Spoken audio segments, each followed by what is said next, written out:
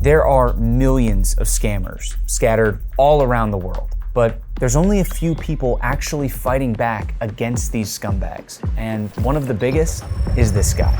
Do not redeem! Hello, what the are you doing on your computer? I'm just trying to help. Don't try to help me. You just keep quiet and sit down, that's all. And stop crying. Yes, I'm not redeeming the redeem card. the card. I'm redeeming the card. No! Okay? That is Kit Boga. He's one of the OG scam baiters, and he's known for going to pretty insane lengths to waste scammer time and piss these guys off. But one thing that probably wasn't on anyone's 2025 bingo card was Kit sitting down face to face with scammer payback. I never knew if this day would even happen. Yeah. You know, no matter what's ever said or Sure. perceptions or any of the past. It's a long time coming.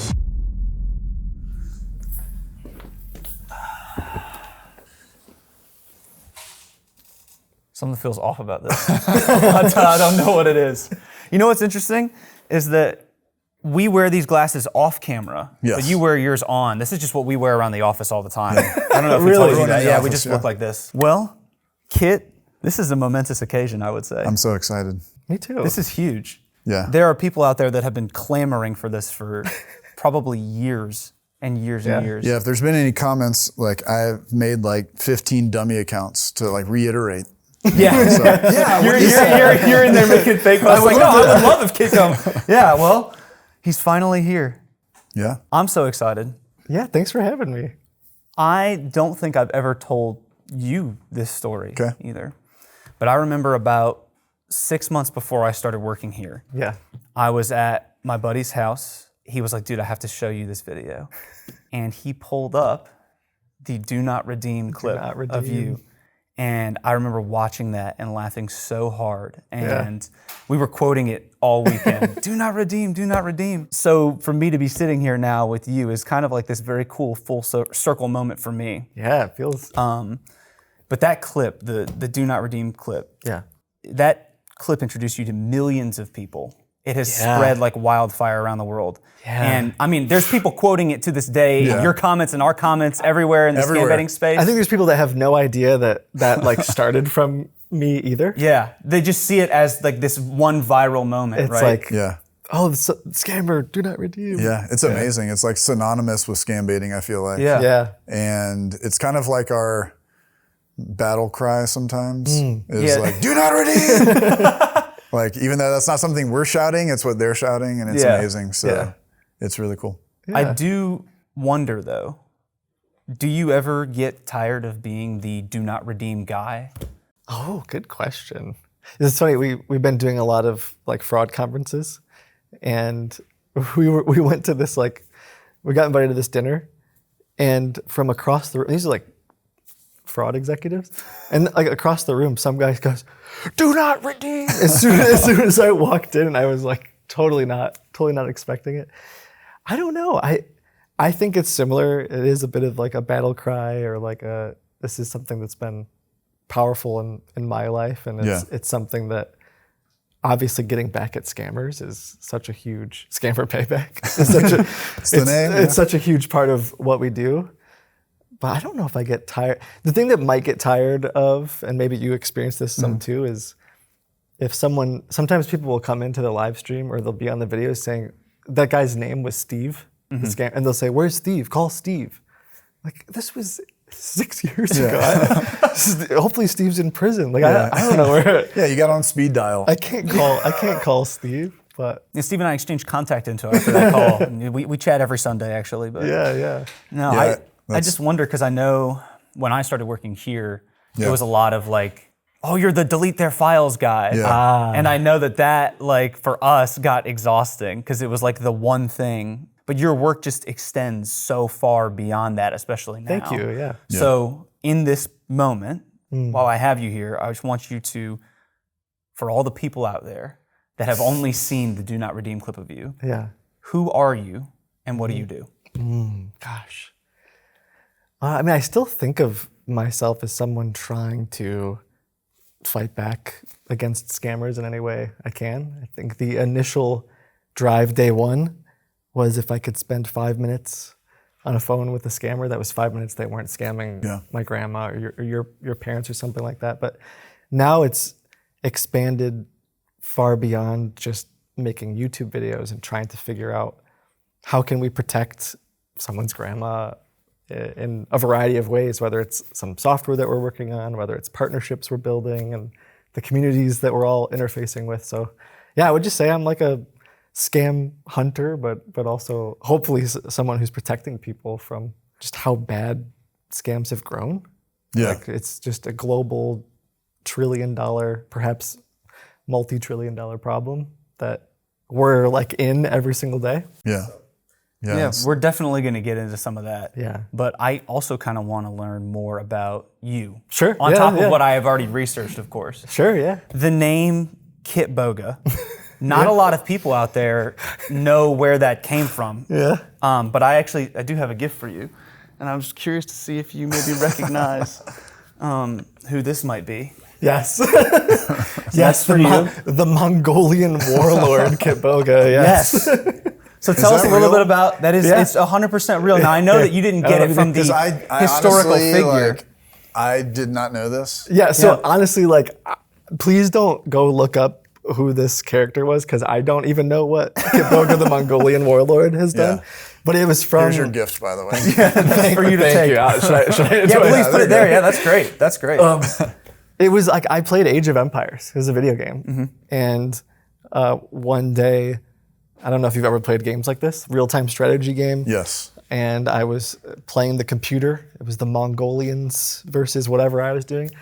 And their strategy was to send one catapult at a time to my base, which is a very dumb strategy. They're cheesing you. And I thought it was funny. Yeah. And when I had to pick a name one day, I was like, oh, I'll be Kit Boga, that stupid like computer player. So it had nothing to do with scammer. It has nothing to do, like I never thought that I would be doing any of this at all. So yeah, I didn't like pick the name because of something. It has no relation to what we're doing whatsoever. It's so funny because I'm sure there are people out there that are like, I bet his real name is something like Kit. You know, there's like Kit Harrington is a real person, so they probably think that it has something to do with... You know how many times people probably put your name backwards and said that's like some kind of a name? Yeah. I haven't done that, I'm just saying. He's done a jumble on his name. It's like if you unscramble the letters. I was actually, when you're saying Age of Empires, because I'm a gamer myself. Oh, cool. When you said like real-time strategy and stuff like that, did you ever play like StarCraft or anything? Yeah. Okay. Not like competitively. No, I'm not super competitive. No, I would like, as a kid though, like I would, like StarCraft 2 specifically was like my game, and I would like write out, we would do like no rush 20 minutes. I don't know if that makes sense or not. Of course it does. And we would like build out, like all the kids in the school, we would like build out what we're gonna do. And then we do like 3v3s and 2v2s. So, okay. Yeah, of course. That's. I also grew up with the same thing. Yeah, because I remember watching some of your streams. You'd even do the GTA RP and stuff like that, which I thought was so glorious. Yeah. When I'd see him on there, I'm like, I want to do GTA RP. Oh, no kidding. I'm like, that's so cool, man. Yeah. He's You know such what, a good though? character. Thank you. But it did get it's very like, there's a lot of inner drama and stress in that community. Yeah. And there's some great people. Like I met some amazing improv people, but it was a lot of, I mean, they were doing this every day. It was like a whole other world. Yeah. And a lot of specific rules you have to like. I tried to they trained me to be a police officer, and I had to go to like training like every day or maybe like once a week for months and like learn how to do all the call signs and I couldn't handle it. I had to drop out. I was I'm sorry, I can't be a police officer. Well, like one of your things was like you were like pretending to be a police officer and you'd show up at like the scene of the crime. Yes. And like it's such a good bit to me because he would show up as this granny at the scene of the crime and like is doing the complete and like getting in the way of the police officers because they take it so seriously. Yes. And you're like messing up their thing and like anyway. I think if I remember the bit was like Edna believed in her heart that she deserved to be the chief of police. Yeah. Because she was the one who really knew about the crime and the police weren't doing enough in the city or something. And so she'd show up and be like, it was fun. I mean, it was a little bit of an extension of what we were doing with the scammers. The difference is with RP and improv, it's yes and, whereas with the scammers, it's like yes, and then they want to kill you or something. Like yes, they don't want to have anything to do with you. Yeah. They're like Michael Scott improv. Where he's like, he told me that he had a gun. Like it's always. What did he say to you? What did he say to you? He said, That's the perfect analogy. A gun. I've got a gun, I need to put my hands up. I imagine that the scammers so are good. actually easier collaborators than the GTA RP community because they're sort of like unknowingly collaborating with you. Sometimes. You know? Sometimes. There's some people on there that are so good. Like I met a guy, Milton T. Pike one, who was just like so incredibly gifted at improv and different characters and like just really in the moment. Yeah. So there's some people who are incredible in this space, but sometimes it blew up in like COVID era. Yeah. And it got very competitive.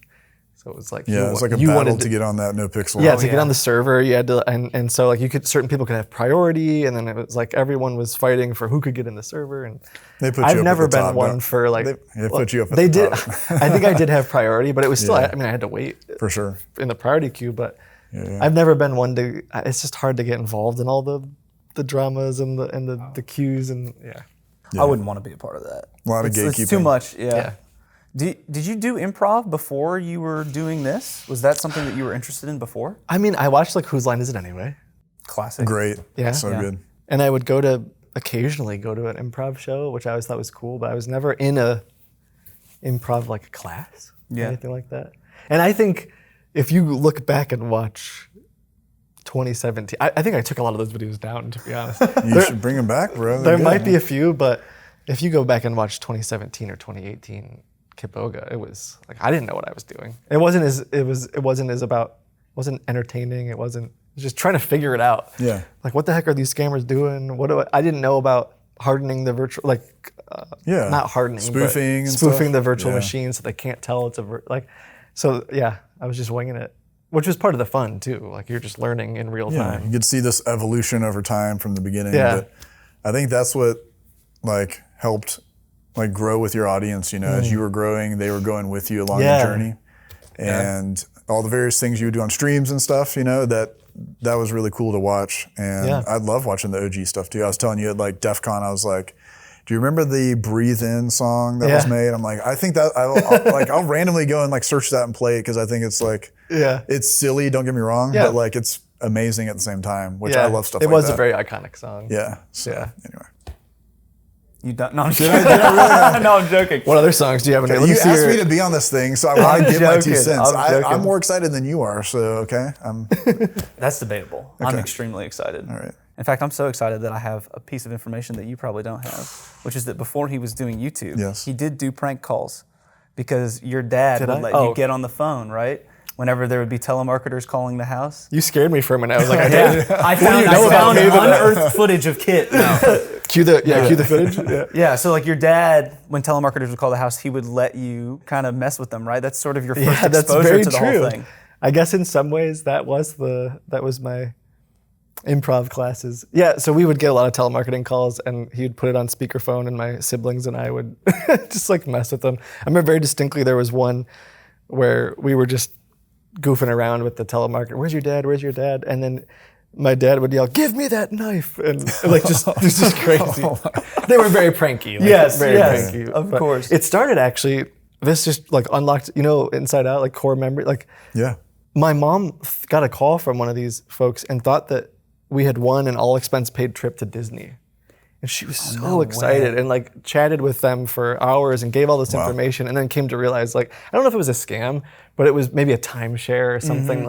We didn't really win a trip to Disney. And I think that was part of what sparked it for even my dad. It's like these guys let's mess with them whenever they call. So interestingly, I wonder if that's what happened when I first heard about scammers. I was like, this will not stand. I know what to do. I'm gonna. Kit Boga at 10 years old has his entire life figured out from this point on.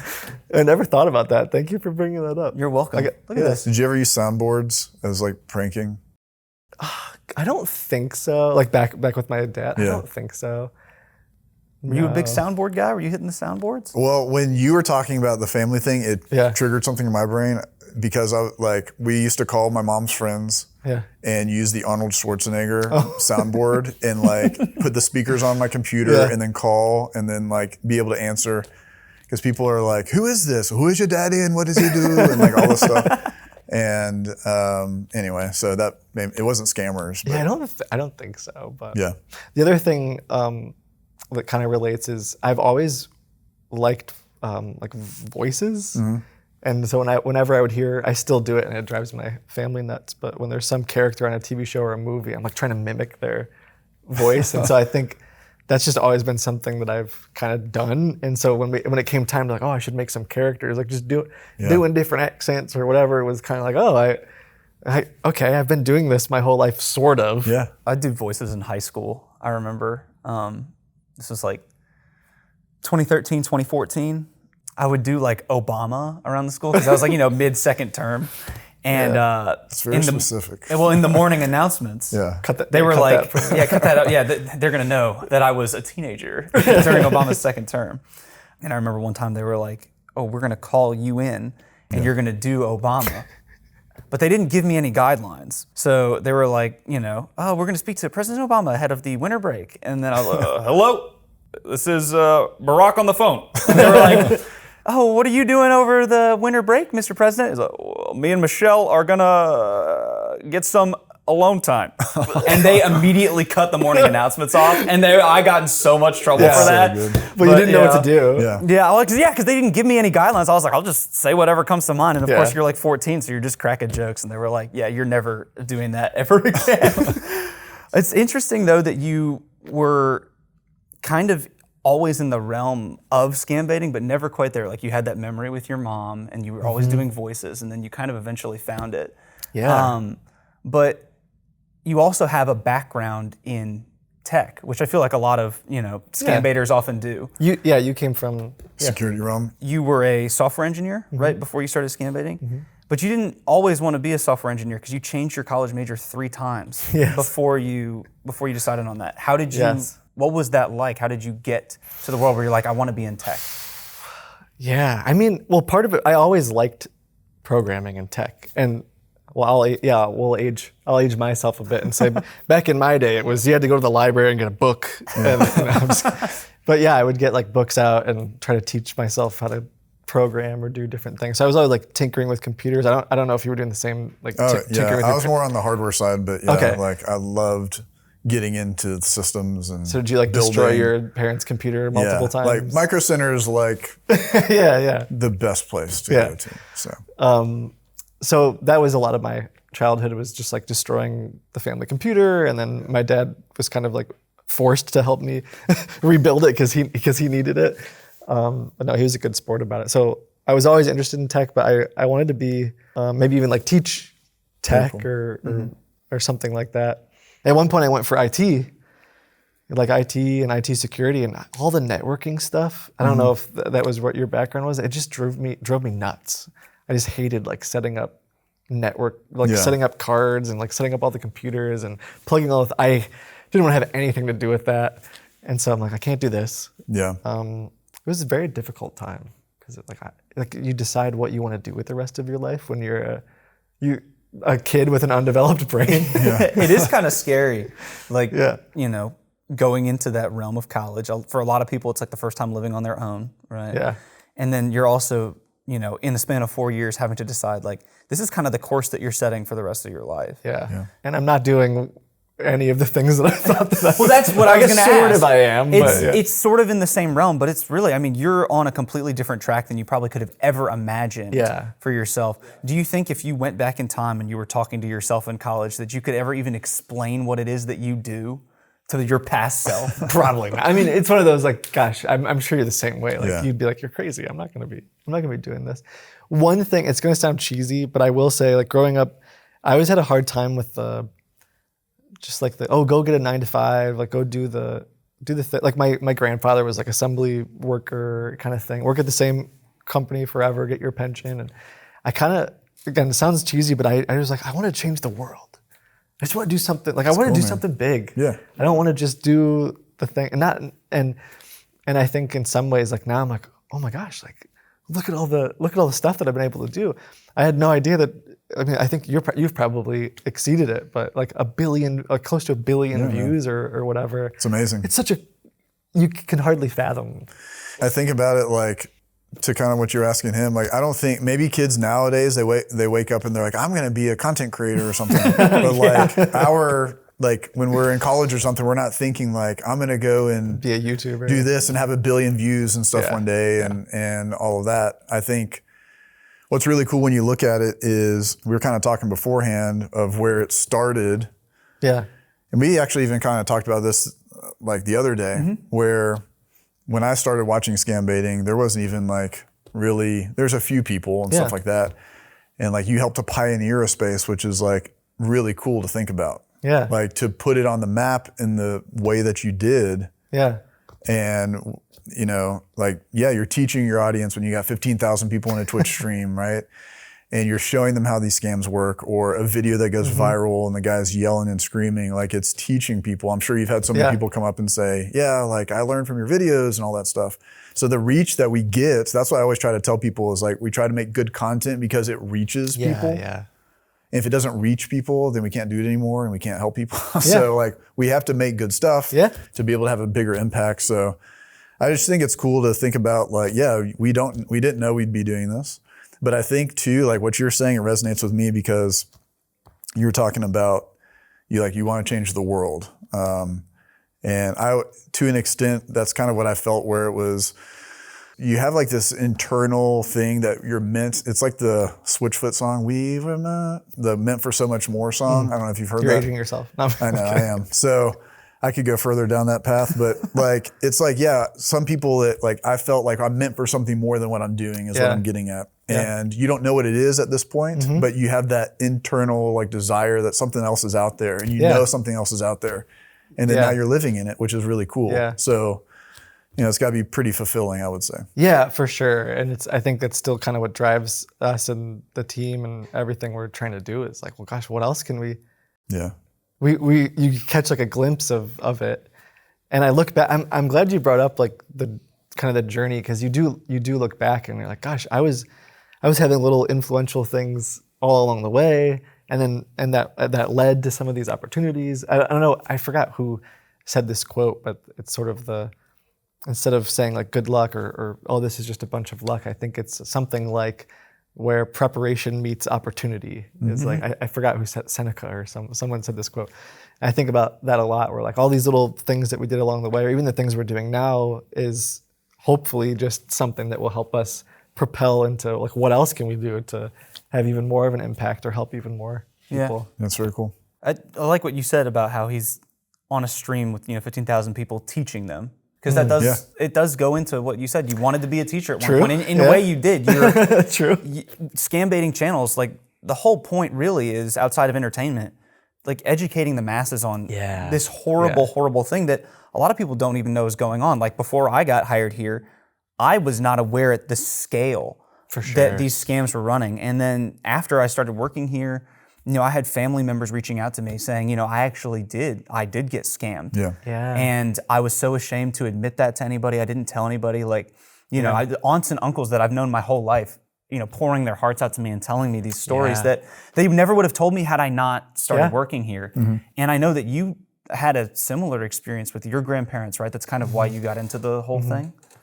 Yeah, so a lot of it too. It is certainly part of what inspired everything. So they had dementia and Alzheimer's, and they would even, I remember one time at the house, like later in their journey, they had multiple phone hookups, like multiple phones, multiple cable bills, multiple internet packages or whatever it was. And it was because these sales guys would come in and like, they didn't know. They didn't actually need another phone line or but they would just, because my grandparents weren't quite cognitively there, they would sign up for it. And there's things like that, little examples where everyone was just taking advantage of them. And so when I first heard about the tech support scam, almost like you were bringing up, this light bulb goes off where my grandparents would 100% fall for it. If someone called and said, "Hi, this is Microsoft, there's hackers on your computer," they would 100% fall for it and they would believe it. And that was kind of what propelled, you got to do something. You got to try to do something. Have you ever put a video out with like, here's the top 10 scams, or like more? Because I'm curious if you haven't, it's okay. But I mean, I used to do a thing called Scammer News. Okay. And like, I did this like 5 years ago, and I would record them on Sundays, I remember. And it was like I would go and Google search like what was going on in the world and type scam in and stuff. So like kind of to that, where like not necessarily top 10, but like what's new out there. And nobody ever watched. I was about to say. So this is the reason I asked, is because I did some similar stuff early on of like educate, like because you want to tell people, like everyone needs to know about this, and maybe we'll talk about that some more. It's like, gosh, there's so much that I think maybe even we can do together. That like, just so many people don't realize how bad it is and what we're fighting against. But if you put out a video that says, "Here's the top 10 scams," like no one watches it.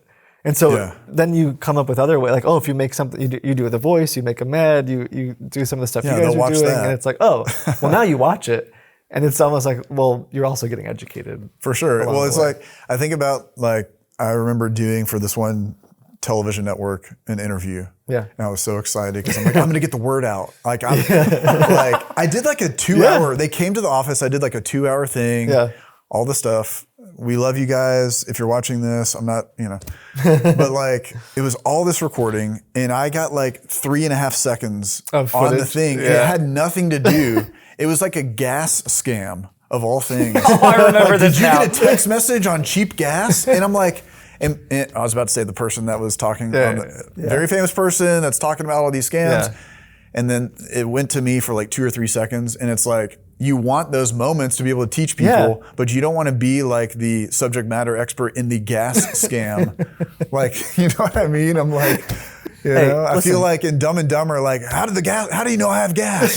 Like. You could be the expert in the DMV scam is very hot right now. But it's like, you like, could be the expert of the DMV scam. That's what I'm trying to get about. A slightly similar one where they were interviewing, it might have even been like live on some morning show that be careful not to throw too much shade at. I remember, I'll never forget, because I'm thinking about like all these scams we can talk about, like all this current stuff. We know all these insights, like we're in the thick of it, and they go, so tell us about the gift card scam. And like, the gift card scam, like they've been doing this for a decade. What about the stuff that's happening right now today? Right. And then I tried to explain some stuff, and they're like, but what about the gift cards? And anyway, they're always playing catch up. I feel like it's weird being you guys are like the breaking news of the scam world. If something's going on, it's being shown on our channel or your channel or Jim's channel, one of the channels, and the news will come like a year later and be like,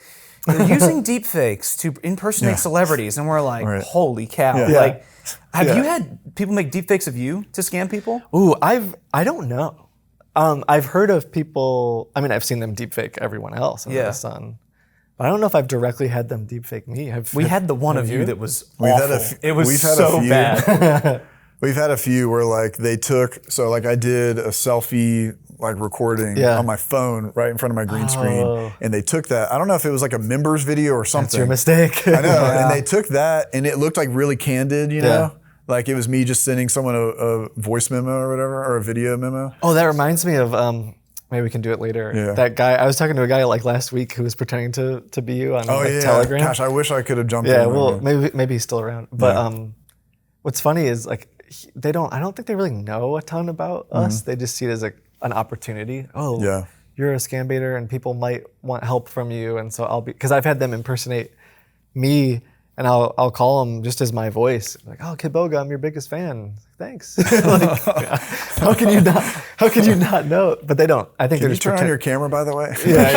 Turn on your webcam real quick for me. I think they're pretending to be all of us. Here's a tip. If you want to like try to get them on camera, call them on Instagram.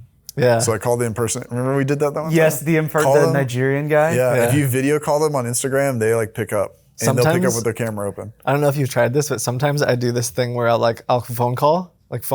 Yeah. Phone call, they answer, hang up, video call. Oh, really? Because you hope that they're like, oh, what's happening? What's happening? And they just, that is so good. They just answer. That is really good. I have another thing that came to my mind from one of his streams. It's like go ahead, please. We're here. This is just like I'm walking down memory lane for me because it's like a chance to just like tell you all the things from a fan standpoint, right? Yeah, I appreciate of like that I've always enjoyed. I think one of my favorite things. Well, first off, I was always jealous that I couldn't go on Fire RTC because you remember that? I do remember that. I don't even know how it ended. I don't know. It ended extremely abruptly. I think it's because people were like I'll just, for YouTube's sake, they were like doing threats and stuff. They would Oh, call they were using in. it for bad. Yeah, and that's why they had to shut it down. But I remember, I'm like, what is he using? And then everyone's like, Fire RTC. And I would always try to make an account. I forgot about And I'm Fire like, he has the RTC. last account. I feel like I probably do. I probably did. I don't know. But I forgot about Fire RTC. One of my favorite Wow. moments is you were trying to because they always open up like the camera and stuff like that. Yeah. And I remember one of the times you did this I don't know, it wasn't the grandma character, but it was like a female character. And you were like making the screen really grainy and all this kind of stuff. Okay. And like one of the things I really enjoyed with it was like the process.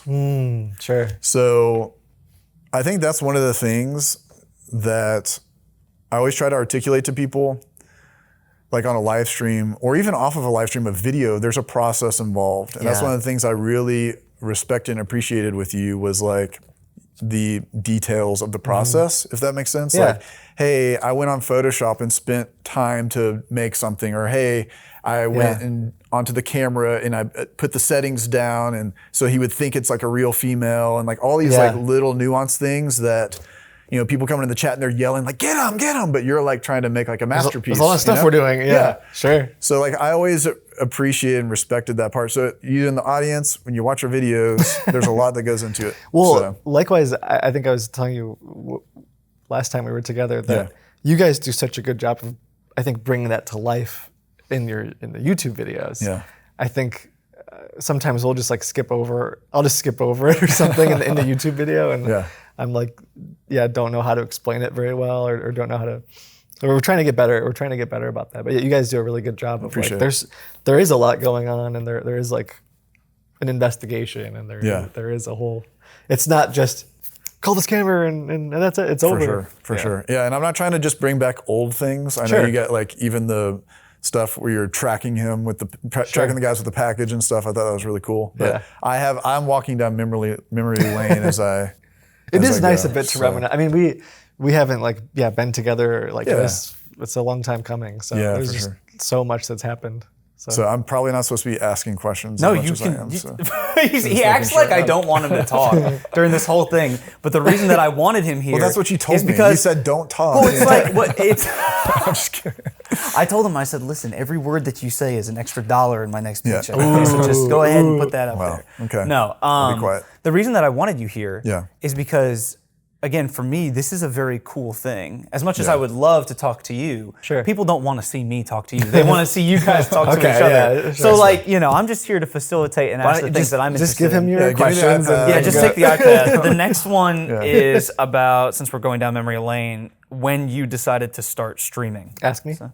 So when did you decide? Just cut all this out. Is there anything on top of the when did you describe? Yeah, well, it says in please, this segue is using his answer to previous questions. I like how you're asking questions. You ask the question. I was just being stupid. I know. I think listen, we like to do bits of road. Okay. You're gonna learn that very quickly. There's a lot of bits going on. But when did you decide to stop just doing calls for you and start streaming them out on Twitch? Yeah, gosh. If I remember correct, probably 2017.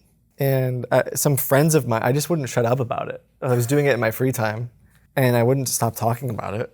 Like, you gotta believe the guys, there's these guys who call and they say there's hackers on your computer, and they're like, well, stream it. Like, we want to see it. And so I think that was I just started streaming it, and I kind of like knew enough. Like I had messed around with random. Like I've seen Twitch streams before. Like watched Soda Poppin' and all those people. Like I grew up.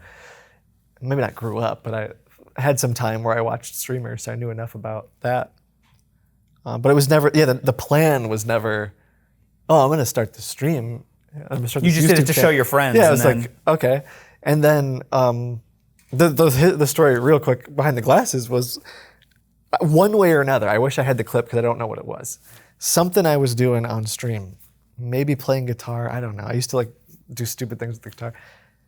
Either went on Reddit or like live stream fail or something on Reddit. I got on, there was like 2 people watching my stream, and then the next time I went live, there were 20 people. And I remember kind of having this panic attack. Like, who the heck are these people? Why are they here? They're not my friend. I don't know who these are. Didn't have moderators, so I ran out to the car and grabbed the sunglasses. They were really big at the time. They looked ridiculous. Like, I don't want anyone to know who I am. I have to hide myself. And so that was like, And now just stuck. I feel like I have to wear the sunglasses. We had a funny conversation at PCC about the glasses because you had said to me that you're like a reverse Clark Kent. Yeah. Because you'll be at like these security conferences without the glasses on and no one will come up to you. Yes. And then as soon as the glasses are on, everyone's like, oh my God, Kid Boga. Yeah, no way. That's what popped into my head when you were talking in the beginning about wearing the glasses. Like the very first thing we said in this, like, I was literally just at a conference, and if I don't have the glasses on, it's like people don't. Or at DEF CON, if I needed to move around, I just didn't wear my glasses. But if I had my glasses on, there's all kinds of people. Oh, Kippo, like. That's cool. So like, what do you do? Like, wear a bonnet? I will say that it's been our local Starbucks. I was ordering and a dude turns around. I had a hat on and everything, and I even had blonde hair, I think, at the time. And the guy turns around and he's like, "I love your videos." And I'm like, "Yeah? What do you mean?" And he's like, "I scammer payback or whatever." And I'm like, "Can I just ask, how do you know?" And he's like, "'Cause your voice or whatever." And I don't. Oh, wow. And I'm like, you either have to watch a lot to, I guess, recognize my voice, or because I don't think I have the most distinct voice. Maybe I do. That's just a real fan. That's just a real fan, true. you know? So I think when people are starting to like hear like the voice and stuff like that, it's kind of like, wow, that's very interesting. Yeah. And then he followed me to the office. Well, Okay. I mean, when there's hours and hours of content out there of your voice, or you're Yeah. streaming for hours and hours a day, Yeah. eventually at some point, someone is going to pick up on it, I feel like. Yeah, but when you cover up, like at people's call center, cover up the hair, it helps a lot, for sure. Yeah. So. The other thing that's been surreal for me, and perhaps for you as well, is I watch a lot of YouTube or different streamers, or listen to things, and it becomes a part of your like life or your daily routine. Yeah. Like listen to a podcast or something, and that's what like you are for people. Yeah. Or that's what I am for people. Like, have you ever had people say like, "Yo, I like fall asleep to your," and I haven't gotten the false. No, I'm kidding. That's, were you offended the first time someone said that, or did you get it? Because I didn't understand it. I You was were like, am I that wow, unfunny? what a jerk. This guy just Honestly, sleeps to my videos? I feel like one of the coolest, like, I guess, feedback is like truck drivers. Yeah. They'll put on like the streams and stuff. And it actually kind of gave me a little bit of like anxiety of like, I need to stream more or something. Because if I'm not, then I'm not, people don't have, because like we even, like what you're saying, we even have our own, my wife and I, content creators that we watch every day. And we're like, this person hasn't posted in 3 weeks. What's going on here? Yeah. You know? And it's like, because people are going to us for their entertainment versus like they're watching whatever, How I Met Your Mother or something. Yeah. You know, they're watching us instead, and they crave that entertainment, whether it's a live stream or whatever. Yeah. And like that's a very, because you're trying to make like the best quality stuff for people. Yeah. And when you can't do that while doing 9-hour live streams and being on a call with a guy for 6 hours. It's great at the beginning when you're doing it. Yeah. But then at some point, it's hard. So like, it's that weird thing. Like, it's cool when you get the feedback of that, but then it's also like, gosh, I haven't streamed in 2 weeks. To keep up. Yeah, you're like, what do you do? So I just think of it as such an honor to have been able to influence someone in that way. Cause like I know what it's like you said, I have people that I watch or listen to, and like, oh my gosh, that's like, for some people that's me. I'm just like a random dude. Yeah. I'm just some guy. Anyway. But you're not just some guy, man. That's the cool part about it is like, I don't know, like if you think about the space that was nothing, and then it got created partially from, in a big part, I guess, not partially, big part from what you've done and the awareness and stuff. Like that's that's amazing honor. Like we're not going to get a medal at the end of the day. Sure. But, when you look back at this thing, like the awareness, the people that have been saved, the people that have been like encouraged to start doing this now. Yeah. That's a really amazing thing outside of all the entertainment and streams and plaques or whatever, right? Like what's grown from all of this. Like that's really cool. So I would take a lot of like pride in that. Not that you don't, I'm just saying like, kudos for. Thank you. Yeah. Go ahead. We were talking a little bit in the beginning about that too. Like just looking back and going like r/scam baiting is like massive now. Yeah. And I think you've played a role in that too. Like there's so many people that watch your videos and want to get involved in and I think that's part of, like now I'm not trying to move to the next question, but a lot of what I've been thinking about recently is like looking ahead and like how do we continue this momentum and fight back against what's going on in the scam world, because I don't think it's just making YouTube videos, or I think there's just so much more that we could all be doing. Agree. And all of it grew out of one clip that got posted to Reddit of you playing what I believe is the boot scootin' boogie. Maybe it might be. Do you still play guitar? I told you I do my research. Thank you. Not really. Not as much as I used to. I probably could still play the boot scoot boogie if I tried. Oh shoot! Do you have a guitar? No. I'm not gonna be able to play it. I don't know the chords. Oh my gosh. Oh no. I told you I do my research, Kit. I don't think I know the chords. You don't know the chords? I can try. Honestly, Noodle I something out for us. He tried to play a little something too. And my hands are crying. Okay, let me This see. is the. I could have brought my Taylor if you wanted me to. I know, but I was you trying to play be guitar? inconspicuous. I didn't want to tell you either. Is this even? It's in tune enough.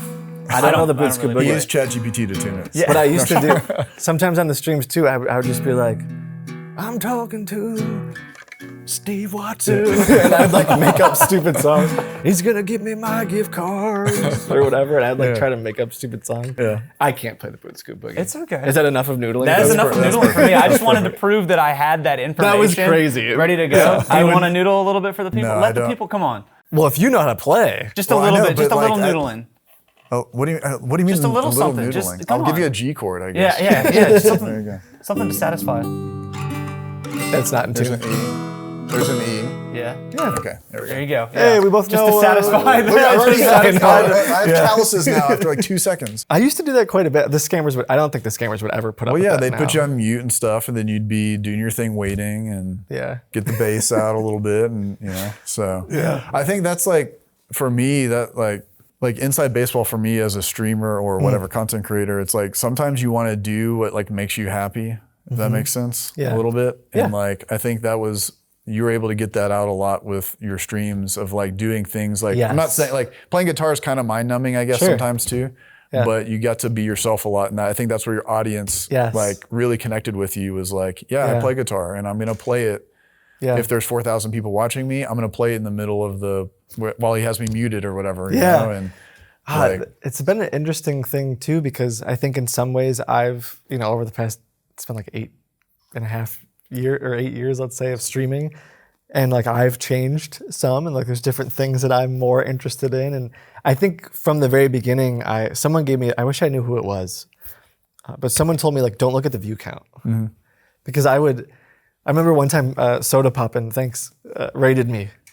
And it went for, there was like 40,000 people, or if you look up like my streaming statistics or something, whatever the highest peak is because Soda Poppin' rated me one day. I remember looking at that number and suddenly being like, I have to be something that I'm not. Like I have to be as the most entertaining person as I possibly could be. And I like didn't know what to do. And so even to this day, like I don't look at the view count. I don't even I don't pull up the Twitch like statistics or anything when Twitch I stream. tracker or whatever. Yeah, I just try to I'm just gonna do my thing. And it's been somewhat difficult at times because, when things change, scammers change, there's different, and so sometimes people want the do not redeem moment. And it's like, guys, we're on to different stuff right now. Yeah. And so I've tried to stay true to myself of like, well, this is, and thank you to anyone watching who does support what I'm doing, because, or both of us, and letting us do the passions and the things that we want to do, because it is hard to be, I would assume you'd echo this, it's hard to be someone you're not, especially like on camera every day. Well, we have to also play someone that we're not too. Yeah. So do you do it twice? But like, it's like a double. But like, I think, and I was going to ask you this a question I have because, and maybe you have this. I probably do. Yeah. About his characters at all? Yeah. Okay. Well, wait. All right. You go ahead. I want to hear your. I don't know. So like the way that I always did it was, and this is more like a statement that is a question as well. But like, I would take stuff. For like my late mom to like, I would take characteristics of her and utilize that, and then my grandparents and like. Also Larry David, and like put all of them into like one thing and like try to make something out of that. Is that kind of like how you did your characters? I think so. Drawn. I remember my parents growing up telling me about how they didn't have snow boots when it would snow and they'd put bread bags. It's just like crazy, like to waterproof their shoes. Oh, like when they were walking, to both school. ways uphill. But yes, both hill upways to school, Yeah. exactly. And so like that story is just an exaggeration of what my parents would say, or my grandma, who I found out like last year, her name was Edna, and I had no idea. Dang, which is really? crazy. So my Scratch that off the list of questions that I have on there. No, I'm just kidding. My great grandma, who I just knew as like grandma, didn't have teeth, and so like she kind of talked funny, and like she's just a character. And so some of those memories in the back of my growing up are like who I would base my characters off of. It makes it like easier to like, because you're like kind of visualizing them in your mind as you're talking. I have one of my next door neighbor, and he's my wife like gets on me because I literally just do bits of what he calls me and like tells me things, and you're like, don't, he's gonna find out. I know, because one of these contractors I had at my house, he knew my channel, and then he went and told my next door neighbor who I was, and he still doesn't know what I do. Well, yeah. But I do like little bits where like, you know, I don't know how to describe it, but I just do like little bits that are like kind of silly things that like, you know, I like older people that will kind of ramble on things and have these like ridiculous stories that, you know, well, yeah, I've got a boat, and if you want to come out sometime on that, and you know, the scammer's on the other side, like, what? Like, are you at the store yet? Yeah, like the last thing I want to do is go on a boat with you. Yeah, so like I think that's like what makes scam baiting super fun is if you know you have one that like they're on the hook and they like don't get it, that they're getting messed with, you can really like crank up the tomfoolery. Yeah. So, you know. How different was it in those early days of scam baiting? You said something earlier about how people want that do not redeem moment, and it's like so tough to get anything like that to happen now. How crazy was it back then when it was sort of just the wild, wild west of scams? Gosh, I was thinking about this the other day. Like, man, I should have been like journaling, you know, like writing down. I remember there were some days after the stream, because it was like an adventure, like where, you know, you'd be on the car with them, and then and some of these guys would like tell them you're like stuck in a carnival or something, and some folks on the team would be going and getting like sounds of the carnival or whatever. Yep. There was one we were reminiscing about of me saying that Edna, our grandma, was going to go on a moped, like a little electric scooter, and she went to, I think, McDonald's or something on the way, and of course, like, man, go buy the gift card. Like, hold on, I'm gonna get a smoothie or something, like at the drive-through, and then I'm like, well, that's one smoothie down the gullet, and just all this stupid, like, crazy stuff. And afterwards, it was like this adventure, and so there was this high of like, what just happened? I cannot believe that we went down this entire journey, which is a little bit difficult to pull off these days. I think the way we pull it off now is more like the tech side of like creating this fake crypto exchange or whatever it is, some trap of like, I can't believe they did this, that, or the other thing. I didn't like tracking them on the GPS to go pick up a packet. Like, I can't believe they fell for it. But yeah, I think there was some just really, I don't know if that directly answered your question. No, it did. Yeah. Because they were so unexperienced at that point with pushback. Like, there's always been prank callers, and, you know, people like Lewis Tech had been doing scam baiting sort of like even before either of you guys got involved. But when you entered the space, it just sort of became this thing that they were acutely aware of. The person that they're talking to might not only be a fake victim, but somebody that is filming them and recording it and streaming it out to thousands of people at once. And they became very on edge. I mean, even when I started working here, there were times where you were getting called out, and you know, it wasn't as bad as it is now, where it's like they'll just hang up the phone, but they would be like, "Oh, payback scammer, you and Kit Boga, we are onto you." Like, you know, I imagine back in, you know, when you were just starting out. I mean, that obviously wasn't a problem because the space hadn't been created yet, and you could just get them to do insane things outside of do not redeem. Is there a moment that sticks out in your mind of the craziest thing that you were able to convince a scammer to do? It's great. I feel like there's just so many, but it's, you know. Feel free to give me not a tier my list. own horn. Not tooting my own. I'd love to hear them. Own horn. Yeah, that'd be cool. I mean, the scooter one was crazy. I think we did another where we were pretending to ride a snowmobile or something like that. There was one where we pretended to live in an apartment complex and like we were playing multiple characters in the apartment complex, and I kept like passing the phone around, and he'd like talk to different people and like, oh, well, I got to get the one guy upstairs, he helps me with my computer, and it's just they went along with it. So the multiple characters has been a lot of fun. On the technical side, things other than like the do not redeem, I think some of the stuff we've done with Kraken has been cool because they gave like the fake, well, it's not even fake, like they gave me a honeypot essentially. So they like really think that it's almost like a redeem. They really think that they're about to get this Bitcoin, and then I think one of the most iconic though, if I had to pick one, was there was this guy, I don't know if you've seen it, over the course of probably a year, off and on, who was pretending to be Joe Biden, which is just crazy. I started as like a random Norton. So he's the Indian scammer that was okay. Yeah. Like, how was the impression good? Did you ever get a voice call? Not even a little bit. Like he didn't even try. Yeah. And I remember we were like so bored with them. They just weren't engaging at all. And we're like, well, this isn't going to go anywhere. And so probably one of these guys were like, tell him you got like a crow in your backyard. And we started just playing crow sounds. Yeah. And the guy was like, oh, sir, is that your crow? And I'm like, it's actually my pet crow, and he comes to my house every day. And like, oh, and he starts asking me about my crow, and then I invented that I was building an app to like Pokemon, but for crows or something. And then they're like going along with it, like, wow, these guys are like, they're gonna tango. This is like yes so and good. This is improv. Right. And for whatever reason, at some point, we were like, sorry, I'm getting a call from the FBI, and so I played another character. And I'm like pretending to be the FBI agent. You know, I'm going back and forth. The scammer's on the phone. I'm playing two characters, and the scammer believes that the FBI agent is another scammer. Yeah. And I'm falling for it as the victim. And then he's like, he calls me back and goes, "This is the president of the United States," or something like that.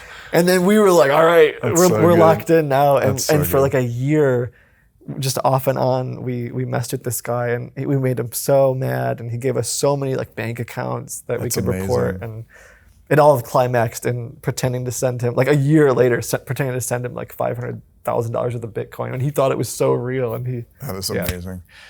Yeah, that like it makes me think about you're doing like the three-way call. Yeah. Like someone's calling in, but you forgot that he's on the line. And so I do that a lot where it's like they're listening in on our conversation, and it's like, I wish the audience, like, I assume most of the people would get the nuance of it, but like you're talking to yourself and you have this person overseas that's listening in, and it's like 3 a.m. their time. Yes. And they just like, will this person shut up? Like they're talking to the FBI now, and it's not the FBI, but it's really this person just talking to themselves with like thousands of people watching. Yeah, it's like a big inside joke. Yeah, it's like a huge inside joke. Yeah. And I always love stuff like that, where like when you have them hooked and you're like talking to yourself as two different people, and then they're listening in like they're so smart, you know, and like that they're like eavesdropping on your call, you know, but and they're like texting on nothing. Yeah, and they're texting you like, don't tell him what is going on, and like all this kind of stuff. So that's amazing. I'm sure have you ever had them like flip and be like, well, if I can't scam you, no one can, and they're like, sir, this is it. Like they get on there like, you're being scammed. Don't let them connect to your computer. Oh, yeah. And you're like, well, okay, well now you can't scam me because I love flipping that and being like, so I'll be like, kind of like to what you were saying with like the Joe Biden thing. I'm like, so you must be like FBI or something, right? And then they're like, yes, ma'am. Actually, I am. So I made a thing called the Cybercrime Task Force, CCTF, and you just make up these ridiculous government agencies, and they are in them. They're all in them. So I'd have to like do like, you know, I solemnly swear, and they would give me like an oath. And, you know, you've probably done stuff like that too. Yeah. And it's just fun. That's so like funny. when you know you have them and they want that money. I haven't done a year-long one. Well, it wasn't like, you know, it's off and on. It's off and on. But like that's the beautiful thing. It used to be the beautiful thing where like they would have the same number. Yeah. And you could like keep up with these guys. Like I had an address book in Google Voice where it would be like this refund guy, and they're texting and calling, and they don't just block you and like get a new number and stuff. That like those were the days. Yeah. You know. I think some of it too is like the numbers get shut down a lot better. It's easier to report them now. When you look at the scams that they were running back when you started versus what's going on now, What do you think has changed the most? Is it the scam itself, or is it the scammers that are running the scams? Maybe I'll answer, and I'm curious your insight too, because I think you guys have a bit of a different perspective with some of the inside look you guys have. Like for me, I don't know if it's the actual scammer or not, but it feels like there's this aggressive, like they don't want the $500 gift card. They want you to log into your Fidelity. They want your 401. They want your $500,000. They want your life savings. To me, that's like one of the biggest shifts. Is these guys realized, gosh, if we can get on your computer, or we can convince you that we're the FBI or whatever it is, we can convince you to give us access to your machine. We can convince you to set up an LLC in your state and give us access to your bank account, and we can launder money through. Like, it just became this big like enterprise instead of like a ragtag group of guys. I don't know. I'm curious your insight. Sure. When I remember days where I swear there's like guys when we first started that I would joke about. They must have gone on like Yahoo Answers and gotten their script. Oh yeah. And like they had no clue what they were doing. And there's still guys out there like this where it's like two guys in an apartment building just like reading the script from 10 years ago or something. But now there's criminal organizations that they're not messing around, and they're reinvesting the money they're stealing into doubling and tripling down on. It's like a big business. So I don't know if to me but yeah, I don't know what you think in terms of like, is it the same scammers? Is it a big business? What's your? I think there's like all the stuff that happened in Kolkata. Like, so the way I like to paint the picture is like in COVID times, Kolkata was like almost 50% unemployment. Yeah. So there's a lot of people that are scamming, and that's those big call centers, from like the gym and Mark Rober videos. So like I think when those got taken down, everybody kind of dispersed and went to different spots. But like I think Kolkata still has scammers, and it's like your guys. Like anytime we find one, they're in like a flat somewhere. Yeah. Like one or two guys. Yeah. And it's just those guys are very like, they almost feel like they're like just like college age kids that are trying to make a quick buck. Obviously they're criminals, don't get me wrong. Yeah. But like they will like cuss you out and then be like, brother, I love your channel. And I'm like, you just told me like the worst things I can't even say back. Yeah. And then like 5 minutes later, you want to like talk to me because they watch all of our channels and stuff. And I do think though that there are big crime organizations, we watch them, we see them, that go for like huge dollar amounts. One of the call centers we watched was like $1 million a month. Yeah. And you're like, it's like people lose their lives, all that kind of stuff. So, I mean, it's fun to go after the scragglers, I guess, like the guys that are like the one-off guys. And like mess with them and get them mad and stuff. So it's like a good blend of that, of like trolling and then trying to figure out a way to go after the big dollar ones, because we see like both sides of it too. Yeah, thank you for that. I think it makes sense. I don't know if you've seen any, Krebs on Security did a big article on this recently so some of the guys in Pakistan that are running like fake publishing companies and fake website development apps. Like we've been going after some of them for a while. They're running fentanyl. They had this fake trademark attorneys. So they're running like ads, pretending. And the way it works, very briefly, is they would get you in as a publisher or a website. You needed an app developed, and they would either like barely develop your app, like a barely functioning, barely passable as a website for $1,000 or something. But then they would essentially extort you and say, well, if you want the code or you want to be able to have this website, you need a trademark and you need copyright protection. And they would start strapping on all these attorney and legal fees, to the tune of this one firm in Pakistan was doing about $2.5 million a month just in the like trademark extortion. Wow. Not all of their other stuff. And the parent company is making just millions and millions of dollars of running. They got indicted by the Department of Justice recently because they're running fentanyl too. So just these like that's a criminal. Like that's far more than just the guys that were trying to take $500 gift cards, right? When you started. Yeah, it's very different than, and some of them, like we're getting reports. I don't know how much you've done of like the classic car scammers. I know The like Pleasant warranty Green. guys and stuff. Is that what you're saying? Which or one? what? Sorry? Oh, classic card, not the warranty stuff. The Yeah, no. Classic card. Yeah. Like those guys, it's getting pretty bad. And these guys are even convincing people here in the US, like, hey, we're gonna hire you, work from home. You can be a finance manager in the Northeast. Yeah. And it's a great opportunity. We're getting into New Hampshire market. We need you to go register an LLC. Wow. Go register a bank account, and you're like, okay, boss. And so these guys have legitimate looking bank accounts. Anyway, it's getting to be. You know, it's like you made me think about it because there are so many innocent people that end up like, hey, this is a side hustle. You'll make $1,000 a week or something. There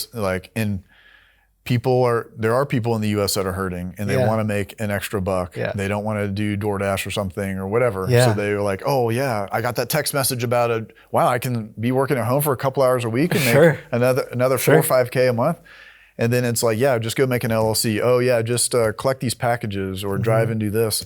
I have my old neighborhood I used to live in. Oh my gosh, like I don't know what it was, but one day I drove by and I've never seen so many Amazon boxes. Really? Like spilling out. Yeah. Like it was like an episode of Hoarders. Like, I don't know if like somebody had their address or something or what, or maybe they're just like collecting these for people. But yeah, it's like these innocent people do get utilized from these scammers. And I think that's one of the things that scammers are really good about is that I guess it's social engineering or whatever you want to call it of their victims to be able to funnel money, to launder money. And it's not always the person that like knows 100% like what's going on. Yeah. They have the best intentions and they just want to make a buck. Yeah. And they get used. And that's been my big thing about like I know it's the industry term is mule. Yeah. Right. Banking uses it, law enforcement uses it, we use it. But sometimes I don't want to say it hurts me, but sometimes I get nervous because like we just see all the time people like what you just described, where they have no idea that they're involved. Or I'm sure, have they asked you about like buying gold bars recently? Oh yeah, baby. Mm-hmm. Oh yeah. That's we're working on some fun stuff with that. Yeah. And I think these big dollar amounts, that's what they're going towards because they can either go like sell them at pawn shops and stuff. Yeah. Or I've heard from somebody, I think Knight was talking to somebody about it where they like melt the gold bars and like as soon as they buy it, then they melt it and do something with it. I'm like, what? That's like. But I partially bring that up because I had someone call and say like, okay, help explain this case to me. You know, someone does all these gold bars and then a car comes and picks it up. And like, is the guy from like, well, it was like an Uber. It's just some Uber driver that was told to pick up a package. I mean, the victim didn't hand him a gold bar.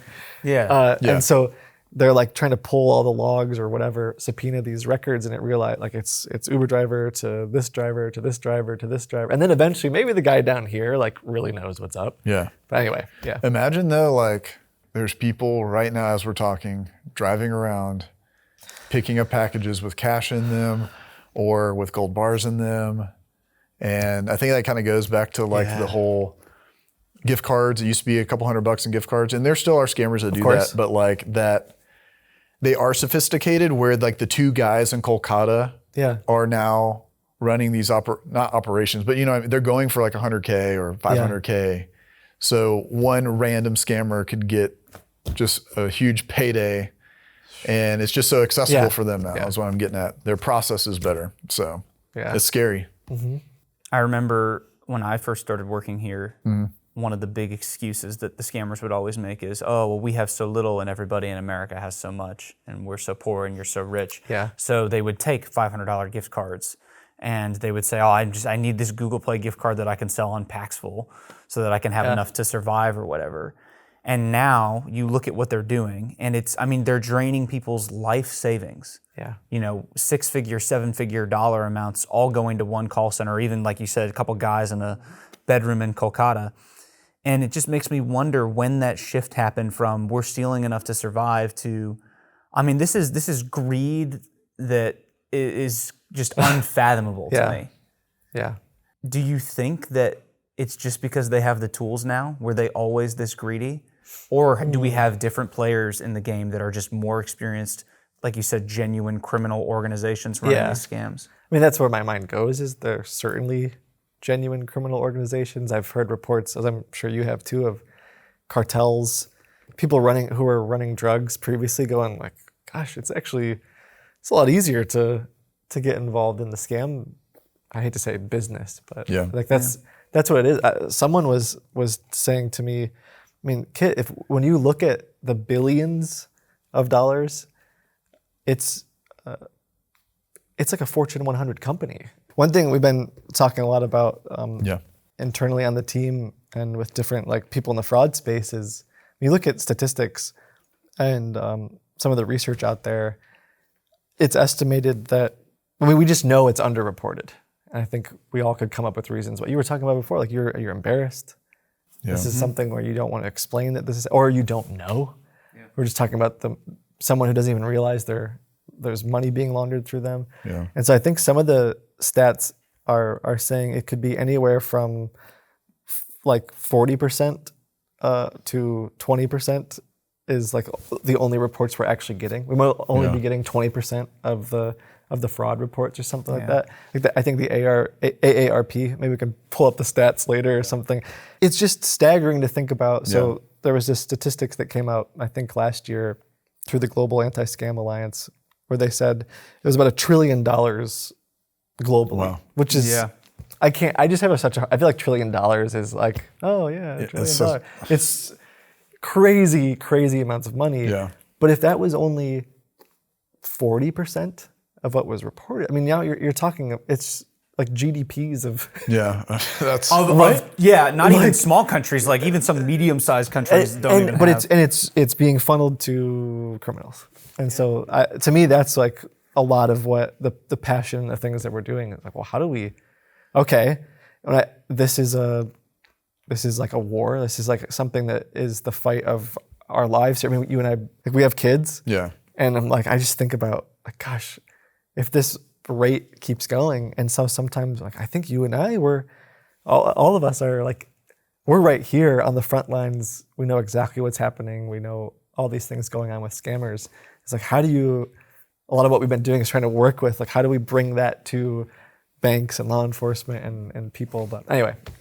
Yeah, I was just gonna say to all of that, it makes it such a heavy thing because like we've already kind of talked about live streaming and trolling them and voices and characters and riding on a scooter down the road and going to McDonald's and putting in a ridiculous order with like 12 sauces, and yelling at them and there, all that stuff to like, also this has the potential to be $1 trillion industry. Yeah. Which is not really industry, but you guys get what we're saying. Yeah. So it's like this, I did not get into this personally. Mm-hmm. I'm sure you didn't either, to be like some type of like crime fighter, I guess. Because this is what it is now. Like at first to me, it was started where it's like, we're pranking these guys. And then you're like, wait, hold on. Now that I think about it, this is like, these guys are criminals. They're stealing crazy amounts of money, and we're in the front lines now. Yeah. So we're like the resistance to. Yeah, I had a similar journey. It's like you're kind of like, oh, wait a second here. There's a lot more going on behind the veil. Yeah. So I don't know. It just brings like not to be always serious about it, but it brings like the gravity of the situation of like, wow, this is like, how do we get like? I think about it from my cybersecurity days, like. They always have like threat intelligence, like FSISAC or HSISAC. So for financial, they have one for higher education, they have one for healthcare space. Yeah. They have different frameworks and all that kind of stuff too. They have things in healthcare that people try to go off of to make sure they're safe and secure, which hospitals are not safe at all, which is like very scary to think about. But like, that's one of my hopes, whether it's with you and I trying to figure stuff out, or just the space in general, trying to take a leadership approach where we can bring together tech, finance, government, state and local, which is like super far behind, state and local law enforcement. We'll have to talk a bit off camera because that's literally like what I was doing this week. And I think that's like where we have to go. Yeah. So we may be very aligned on that. And I think it's kind of weird because I think I'm getting the vibe that we both just kind of feel like, okay, well, we're just like, I'm just some dad. Yeah. But also, we're some dad that like knows more about the scam world than like a lot of people. So Well, think about all the hours though, man. yeah. Like all the hours have been spent, whether it's streaming, on calls, investigating, going through emails with the scammer, text messages, on off stream. That's why I try to tell people, I'm like, off stream, you don't see any percentage of what we're doing here. Same with you too. Like people don't see. They think like the only time you're doing something is when you're on Twitch. Yeah. And it's like, no, there's like a lot of things going on. Yeah. And like that's the world we live in. I think now is everybody wants access to everything. Yeah, if you're not online. And but there's a lot of work, and I think like getting big tech on board, or at least listen to us. Like we're subject matter experts. Listen to us, have a conversation with us. Yeah. Like sounds like Kraken's doing stuff. I know AnyDesk has been doing stuff too. Like trying to get some of these companies on board, like so that we can make a difference. So Yeah. We may or may not talk about it later, but it's part of why we like built some software too, because we're like, okay, well, someone's got to do something. yeah, we can talk about it at the PTA meeting. Yeah. Oh yeah. You mentioned Run a little ad at the PTA meeting. By the way, Yeah, funny that'd be. They're everybody, like, wait. just a quick plug here. Real quick, I want to jump in here and say thank you so much to AnyDesk for sponsoring this episode of the podcast. We've been working with the guys at AnyDesk for a few years now. I've gotten to spend a lot of time with their team, and I can tell you that from the top down, these guys really care about helping people and stopping scams. They're doing a ton to disrupt scam operations all over the globe. And what they're doing is working because we've seen a huge decline in the number of scammers using AnyDesk. So if you work in the IT space or you just need remote access software, you should definitely check them out. Their stuff is top notch. And they're always introducing new features to help boost your productivity. Once again, thank you so much to AnyDesk for sponsoring this episode of the podcast. And let's jump back into this conversation with Kit Boga. I feel like that wouldn't actually be the worst thing in the world to educate kids these days on, right? Because if you look at the statistics, obviously older folks are a significant number when you talk about what's making up the biggest losses, right? Like they're losing the most money per person, $80,000 to like $100,000 per victim. But young people are getting scammed a lot too, and a lot of it's coming from the extortion, the social media hacking and stuff like that. Yeah. I mean, do you think that there needs to be, much in the way that we used to teach kids kind of media literacy, how to evaluate news sources and things like that, do you think that there needs to be some kind of once-a-year course for kids in school being like, this is what a scam looks like, this is how to avoid getting scammed? Yeah. Exclusively through scammerpayback.com/ I know it's going to be a joint venture. Yeah, sure. So I think like, yes. I want to say like yes and no, and I'll try to elaborate. Go ahead. So I think education is vital. I think we've done a lot of education and continue to do education, but what we've been coming up against is how quickly the scammers are changing, or even that example that I was talking about with the trademark attorneys. I mean, a handful of months ago when we found out about that, and we had talked to a few of them because they were advertising on our fake Facebook accounts. Like we weren't advertising, the scammers were advertising, and we would see them on our fake, like trademark attorneys. And we called a few of them. We're just goofing around. Yeah. And they would whatever, let us trademark stupid stuff. And then you realize, they're stealing millions of dollars a month. And so when I think of education, the tricky part is, well, how much time? Is this a semester? Yeah. Because it's difficult to do this just as, growing up, you'd have some guest speaker come for the auditorium, which could be cool, but you need like a master class. There's so many, and I don't feel like there's one, I used to say it, I don't know what people would be like, I bet they would say scammer payback, like what's your one advice? And I would say something like, well, no matter, like urgency is a big deal. So no matter, I'm almost like making fun of myself, but no matter if you win $100 million or you think you owe $100 million or whatever, like but that isn't quite true anymore. There's all these investment scams, like the pig butchering scam. I mean, there's schemes that go on for weeks or months or years. So it's not just urgency anymore. So I mean, I think education certainly should play a role, but I don't think it's the only. Well, I get what you're saying. I mean, it'd be almost impossible to teach somebody everything, certainly all of the knowledge that you two have combined in like an hour.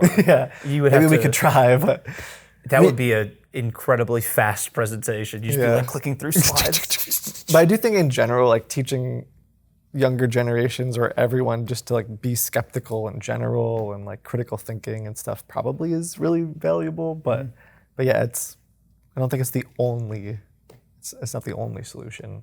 You also talked a bit about wanting to, bring all these people together in tech and, in healthcare and the government and all this to try and, solidify this idea that nobody is impervious to being scammed and that there's a risk for everybody there. And I know that a couple years ago you had mentioned that you wanted to work on trying to build policy and enact real change outside of just, making videos and educating people. Yeah. If you were going to give your testimony to the United States Congress right now, what are some of the things that you want them to know about the state of scams? Ooh, you're putting me on the spot. Yeah. Well, Good. hey. Thank you. No, thank you. And I actually, there may be a Kit Goes to Congress coming near you. Is that like a movie wow. or? Is No. I would watch that movie. Sounds like a movie. It's like a Schoolhouse Rock kind of thing. No, I have been chatting with some folks about it because I think there's a unique insight we can bring. I mean, part of it to me would probably be something about how can we add some accountability to, I think about it like this, it's like this timeline from the ad that you clicked on that said it was Microsoft to the fake virus pop-up to the 1-800 number.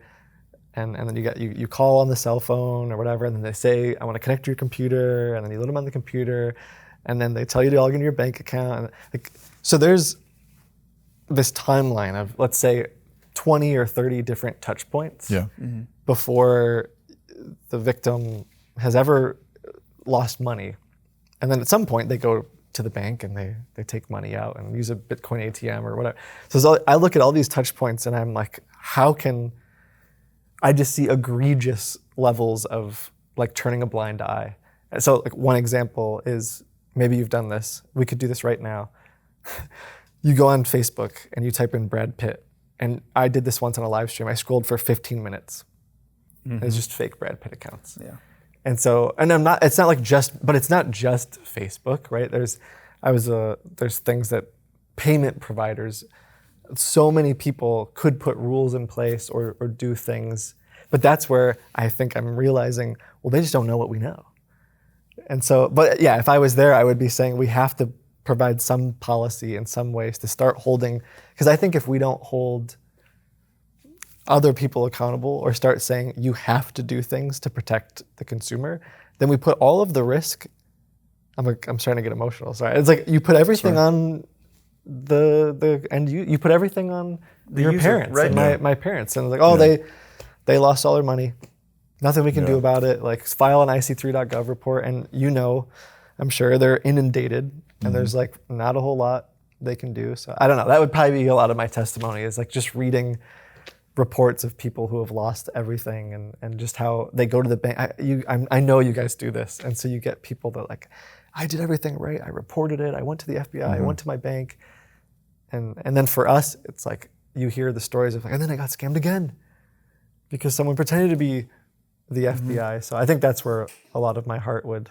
Sorry if it's a little heavy, but no, it's okay. It's just like a big. I mean, I was just to your point, like I think the scammers. I make this point a lot of they have used our systems against us very well, and the lack of any kind of communication allows for like what you're saying during this life cycle of this thing, and then they're buying Google ads or Facebook ads or the pop-up utilizing AWS, and then the phone system, and then whatever, like somebody getting Airbnb and a rental car and using a gift card and gold bars and Wells Fargo, and you're like, that's extremely overwhelming. And nobody talks to each other, and everybody points the finger in the wrong places. And I do think that banks should be held more responsible. I personally do. I can understand that they also can't be like, hey, you can't take that money out. It's the consumer's choice if they want their money. But there should be, for all the security that banks have, because they don't want to get hacked. Yeah. Okay. Sure. Bank of America has an unlimited cybersecurity budget for a reason, because they're afraid. They're not afraid of nuclear war. They're afraid of a cyber attack. Sure. That's their chief security officer said that many years ago. I don't know if he's there anymore. If that's not your quote anymore, I'm sorry. But like, that's the point. They're worried about their own infrastructure, and the consumer, everybody gets kicked to the side of the road. The gift card, like, it's revenue for them. Of course. And there's no other identifier. It's $500 in, or $2,500. It's revenue. Yeah. And it doesn't matter who's on the other side redeeming that gift card. Same with the wire transfer. Like, I just feel like there should be some type of behavior that happens, especially at a bank account. If you see a transfer plus on top of that, that person's coming into the branch same day to remove all of the money out, or 95%. Sure. Are you sure you're being scammed? That's not good enough these days, because they've coached, and that goes back to what he's saying of like, they just don't know or something. I think it's, and you're like, I think part of it's they don't know, and part of it, if I can, I agree, but I'll push back a little bit and say, like, I wonder if there's a model where, like, a lot of people end up getting held accountable in different ways, because I mean, someone bought the toll-free phone number to pretend to be Microsoft. Yeah.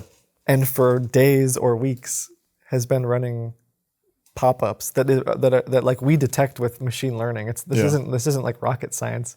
Yeah. And so we could have prevented it way over here too, before they ever did move the money. And that's where, like, I think about I'm like yelling about Meta, but there's so many. Like, you have some of the brightest minds in tech working at like Meta and Google and Microsoft and stuff, and some of these banks too, in cybersecurity or defending themselves. Like, you guys are releasing AI models that are like state of the art, cutting edge, life changing AI, but then we can't figure out how to like keep Brad Pitt off the. You can't filter the accounts so that only the real Brad Pitt.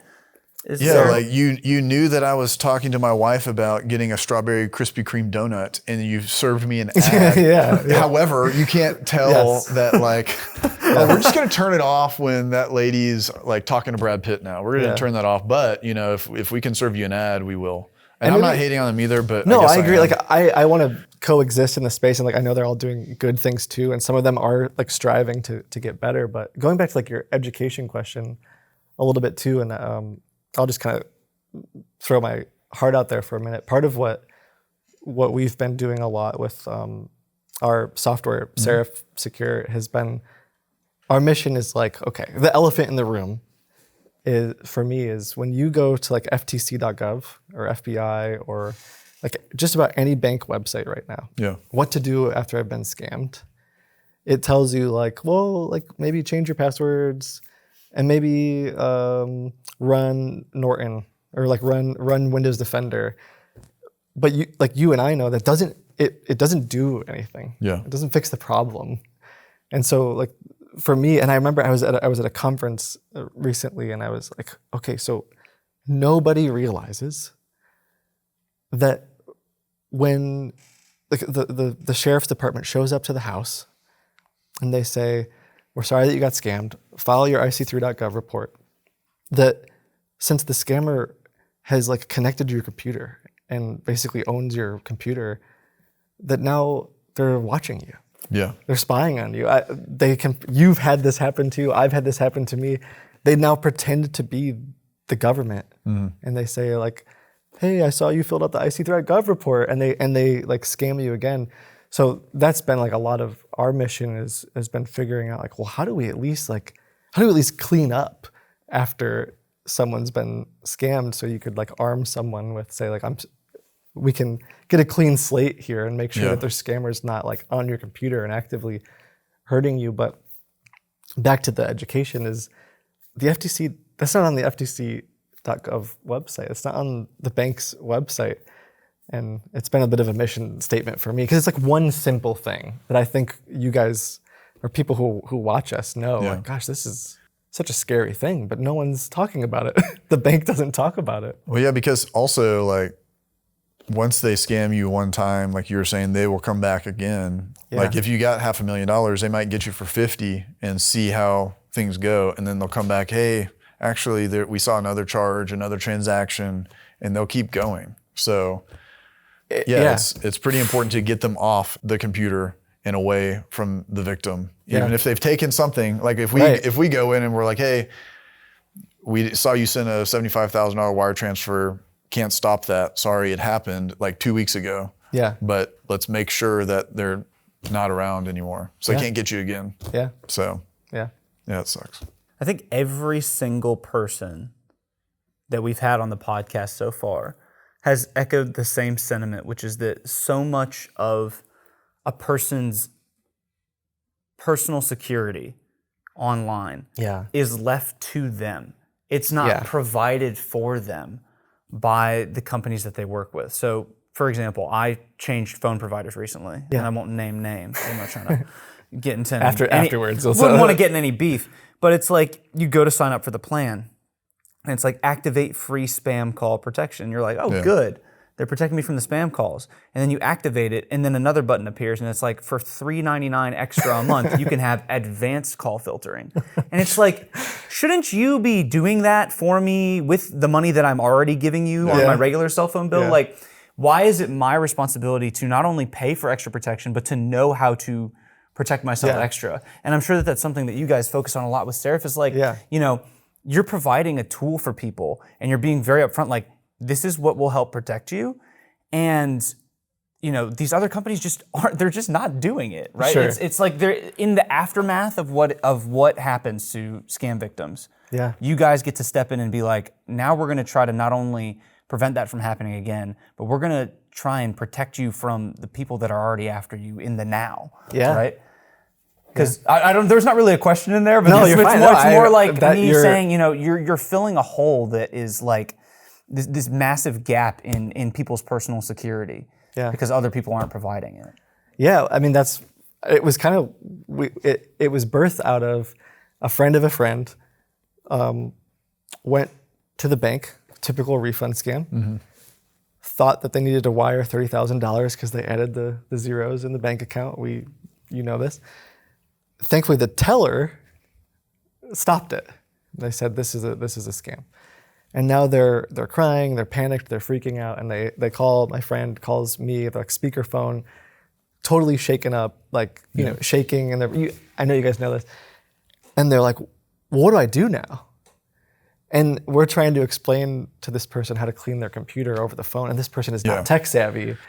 And we know that there's a criminal on their computer just waiting for them when they get back. And I remember them telling us, like, I was afraid, they were afraid to use their computer for like, I mean, it took us about a year from that instance to create the first, you know, iteration of our software. And I remember we called her to tell her about it. And she's like, I have been afraid this entire time. Like, I won't look at my computer, I won't use my computer. And so, yeah, but we were shocked that it didn't exist. Like there wasn't a tool that could like clean up or prevent scams, and that's part of why we made it free. I was gonna say it's a free tool that lets you clean up your computer, and it checks for, what does it do? It checks for, you know, typical remote access software stuff, and then I'm sure other things. Yeah, I mean the main thing. So we felt like we had to make it free, partially because what I'm talking about, and partially what you were saying. Like everyone deserves to have this.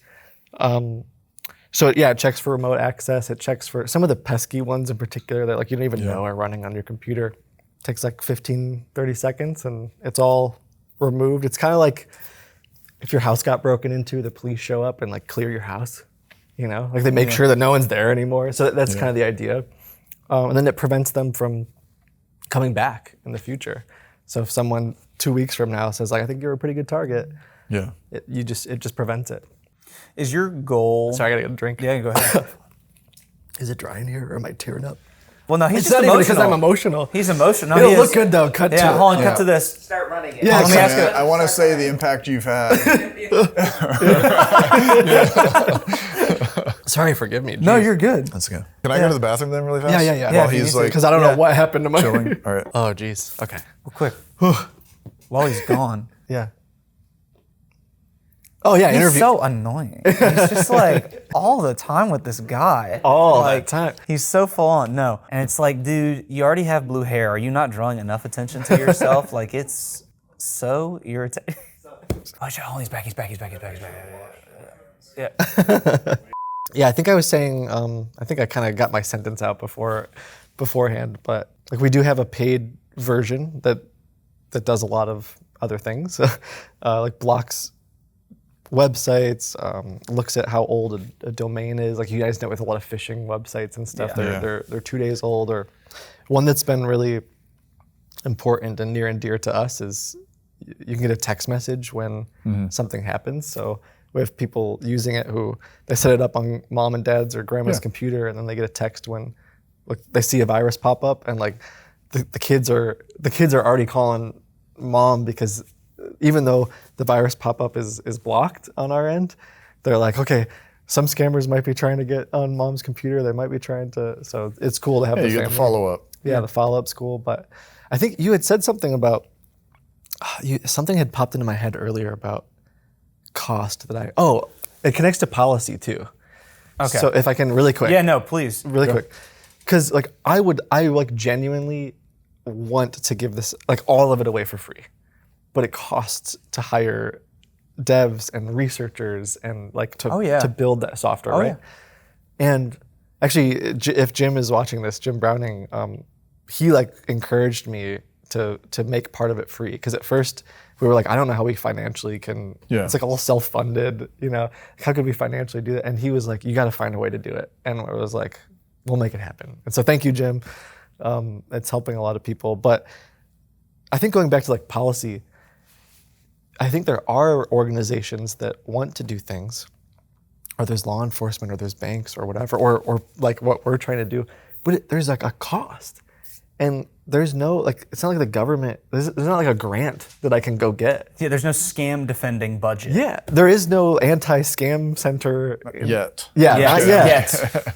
But I think that's another like policy thing. Is I mean, a friend of mine talks a lot about at one point, you know, like the war on drugs was so bad that we were like, we need to start like a government.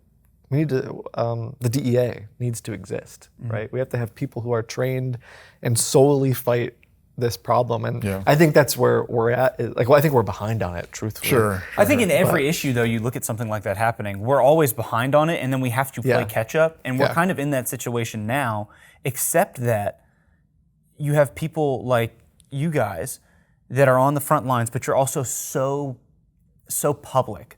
Like, people know who you are. And with like things like the war on drugs, there wasn't like some YouTuber out there like, guys, fentanyl trafficking is getting really bad. Like, wait, who was Scruff McGruff? Scruff McGruff? Was that drugs? Familiar. I can't remember. I think that was.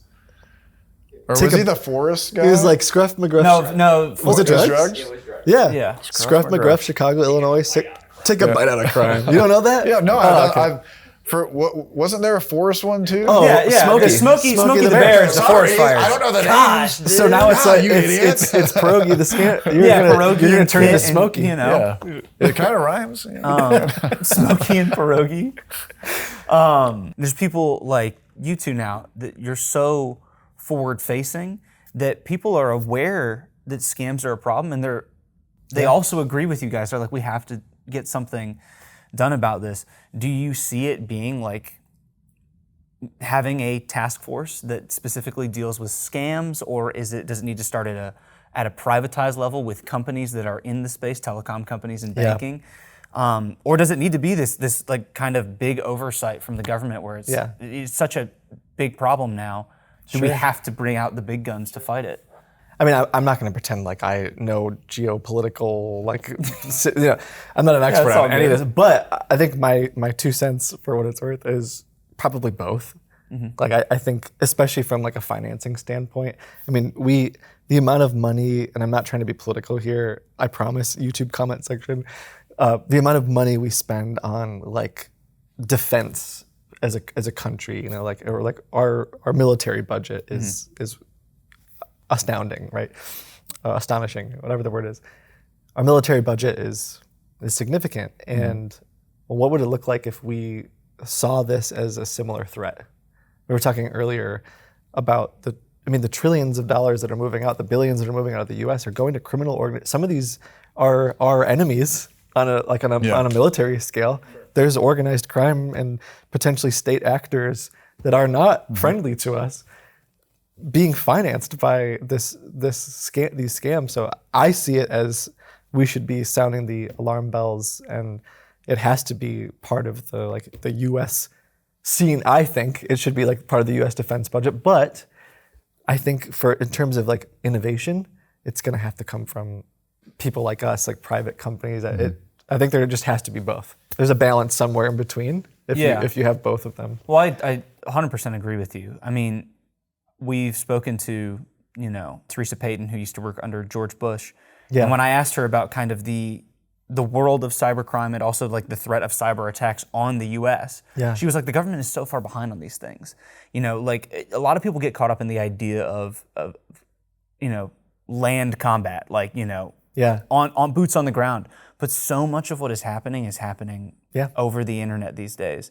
And so if we could just allocate some of that budget to, warding off this international crime, it would do a lot of good, and you'd be able to protect a lot of people, which ultimately is what I'm sure the government wants to do, is to protect its citizens. Yeah. And I think if you're talking about the biggest threat to the everyday person out there right now, it probably is, internet crime. So. If you, statistically speaking, is it IC3? I don't want to misquote what's the report that you filed, IC3? Yeah. Okay, they received $16 billion worth of internet crime last year, is what they said, and that's just again what's reported. You said it could be, at least two times if not that, three times, 4 times that, and then globally it's an even bigger issue. So who knows what the holdup is, and Yeah, but I think you're speaking like similar language that I would want to echo. And you just said something that I thought was really important to hit back on. How often is that? Do you make a lot of really profound statements around the office? I try to, not around the office. Usually I just save up all of my profound statements for when I'm on camera for the podcast, so that people like you can say things like that. Yeah, and you can he barely stroke my talks, ego. actually. Yeah. It was the you said it's like one of the biggest threats to like the average everyday person. Yeah. I think there's this. I mean, you lose everything. You can lose. You work your entire life, and it's gone. And sometimes there's just zero chance of getting it back. And then one thing I'm curious your thoughts on this. It like resonates a lot with me, and I've been thinking a lot about this. Is when you think of a hacker, which I know you guys have some experience here. If you said like, "Kid, I got hacked this weekend," immediately, like if I told you I got hacked, what comes to your mind? I guess like what in terms of like emotionally from my standpoint. No, I mean like if it's you as who I know you, or like just like a normal person. Yeah, you know if your neighbor was like, okay. "Hey, Pierogi, I got hacked," and I'll just walk through this. So my guess is there's this immediate, there's sympathy, you feel bad for them. They've been wronged. It's like someone broke into their house. But I think there's this perception of, I don't know if you see it in your comments, I have a filter for this. When someone's been scammed, it's like, you're dumb. Like it's your fault. Sure. Yeah. Like I had to make a filter on my channel because how could someone ever fall for this? And I think that's like one of the other really big, maybe education goes into this. One of the big problems is like, no, this is a massive criminal organization who is launching attacks on everyday people. Yeah. And they're using sometimes we make it look ridiculous. I'm like looking at you and I make it look ridiculous because we know how they act. Yeah. We know their script better than they do. But like, just like someone walking down the street has no, so I don't know. I don't know if this resonates with you at all. I wonder if, not that we need a new word for scam, but like, what to me when I think of hack, it's like, oh my gosh, you've been wronged. Someone invaded your life. Yeah. And when you think of scam, I don't know if it has the same like. Anyway. There's like this ambiguity, I guess, with regards to scams because it can mean so many different things. True. And like hacking has like this. It's almost like scam, like everybody kind of knows about it, and maybe they've heard a story about it, or maybe it's happened to them, but it's not as like if. You've been hacked is like so much more difficult than a scam versus like you have been scammed. Like you've been hacked means like there's somebody over in Russia that was sitting there in a room with a black hoodie on and got access to your computer and stole your passwords.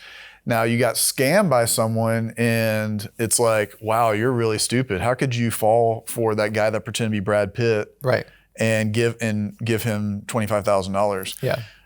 You see what I'm saying? Like a hack is like somebody like brute forced their way, and a scam is like you were tricked, you were doped. And like it's you all went to the your carnival fault. and It's you your- kept playing Yes. that one game, you know? I'm so glad you said that. So it's like, Yeah, because I think that's maybe we should do this, just Yeah. a collab idea, because Yeah. you're talking about IRL before. Yeah. I had this like thesis of if we were just like to go out on the street and interview people, yeah.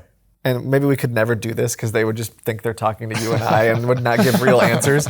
But I have this thesis that the general public, when Yeah. they think of a scam, they think of like the cup and ball game or the carnival game or like the Nigerian prince. Yeah. And they are not thinking about the stuff that Right. we're talking about. Yeah. Yeah. I think it kind of goes perfectly with what you were saying about like the carnival game.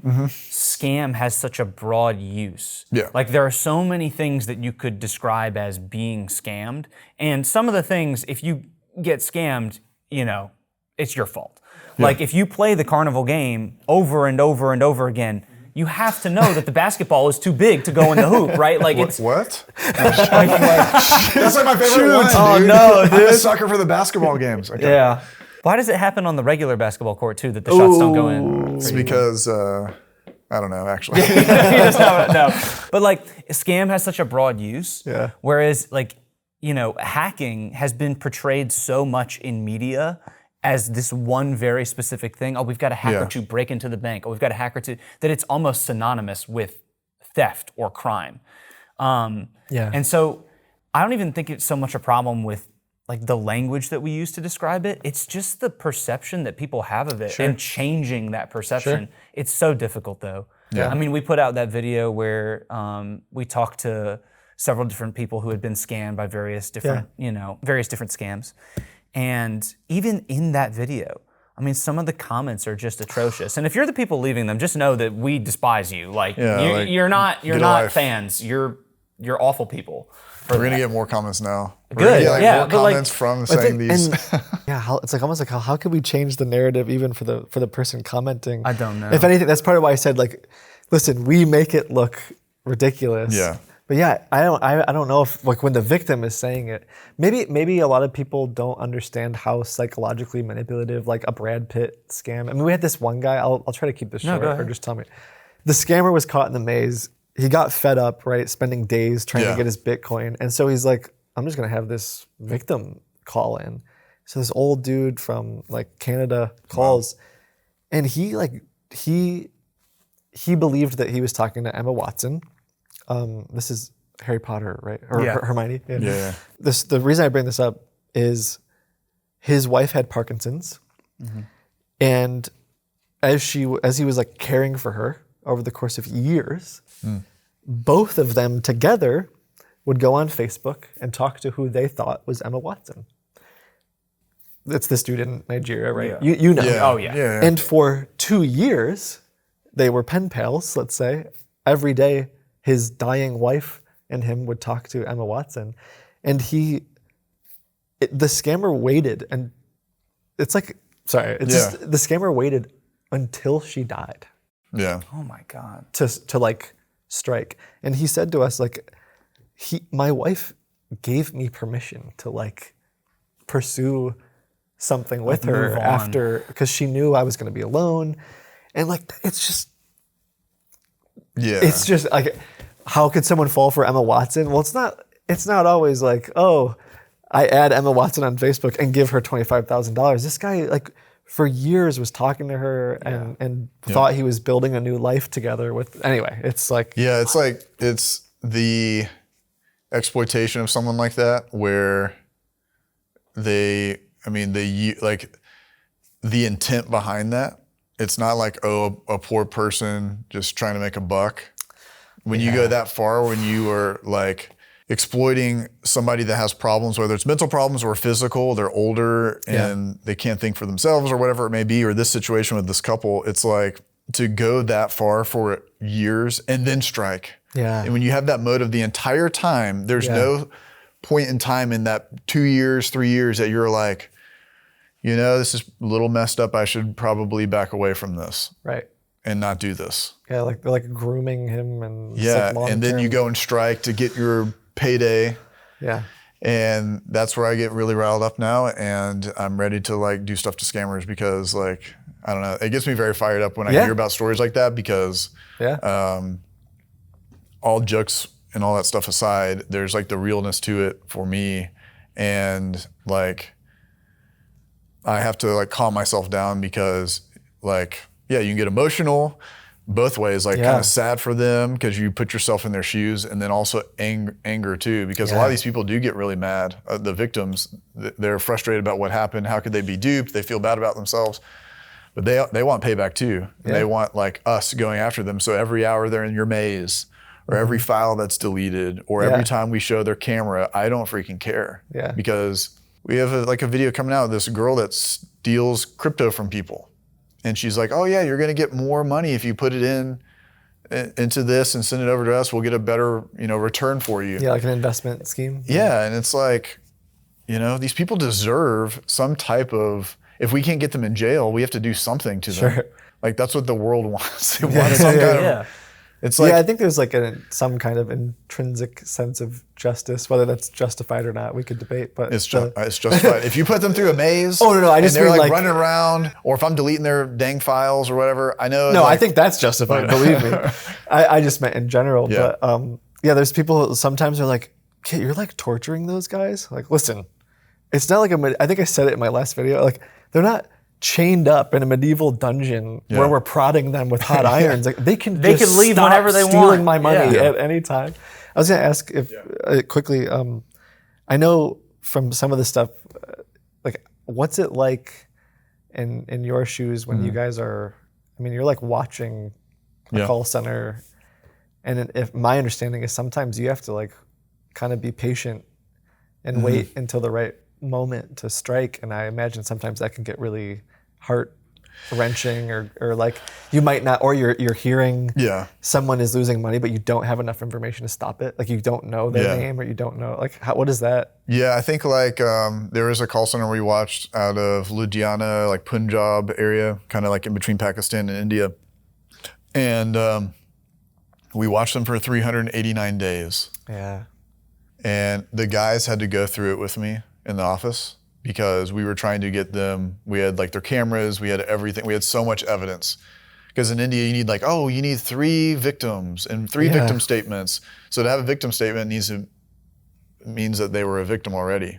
So it means they lost their money. Right, you have to. So like, the thing is like we have 80 computers in this call center we're watching.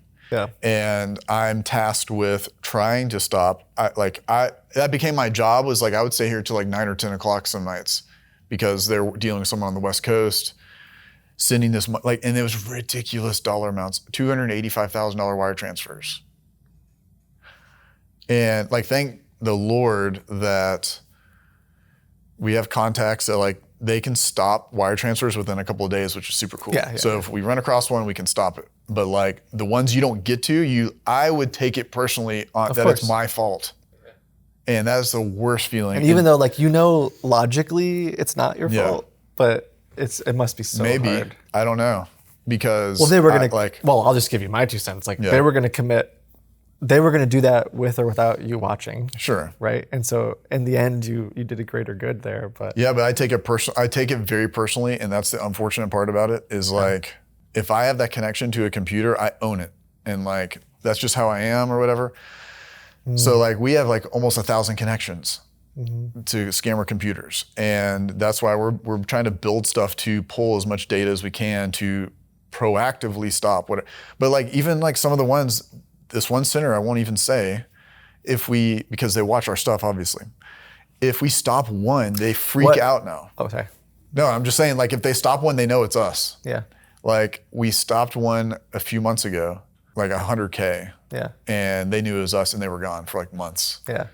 And they know that we know, kind of a thing. So that's cool in some ways, but I was going to say for the footage, you should say, unfortunately, we don't have any call centers right now. We have 0 call centers. Like 0 connections. It's been really hard, really rough. It's been super difficult, guys, because they're not using AnyDesk anymore, and we like can't figure out how to get on their computers. Yeah, right. I was gonna one quick, just because I'm curious, is And I know like I'm not a judge or a lawyer or anything, but do you feel like something should potentially change about the way like, I mean, it's a loaded question, but like having to have a victim who's lost money is something that we've run into quite a bit, where you can have like everything on a silver platter, except for the victim that's lost money, and it's kind of like, well, I don't know if there's a way to change that because of the way our justice system works, but like just to jump in here really quickly, I think that you're 100% right.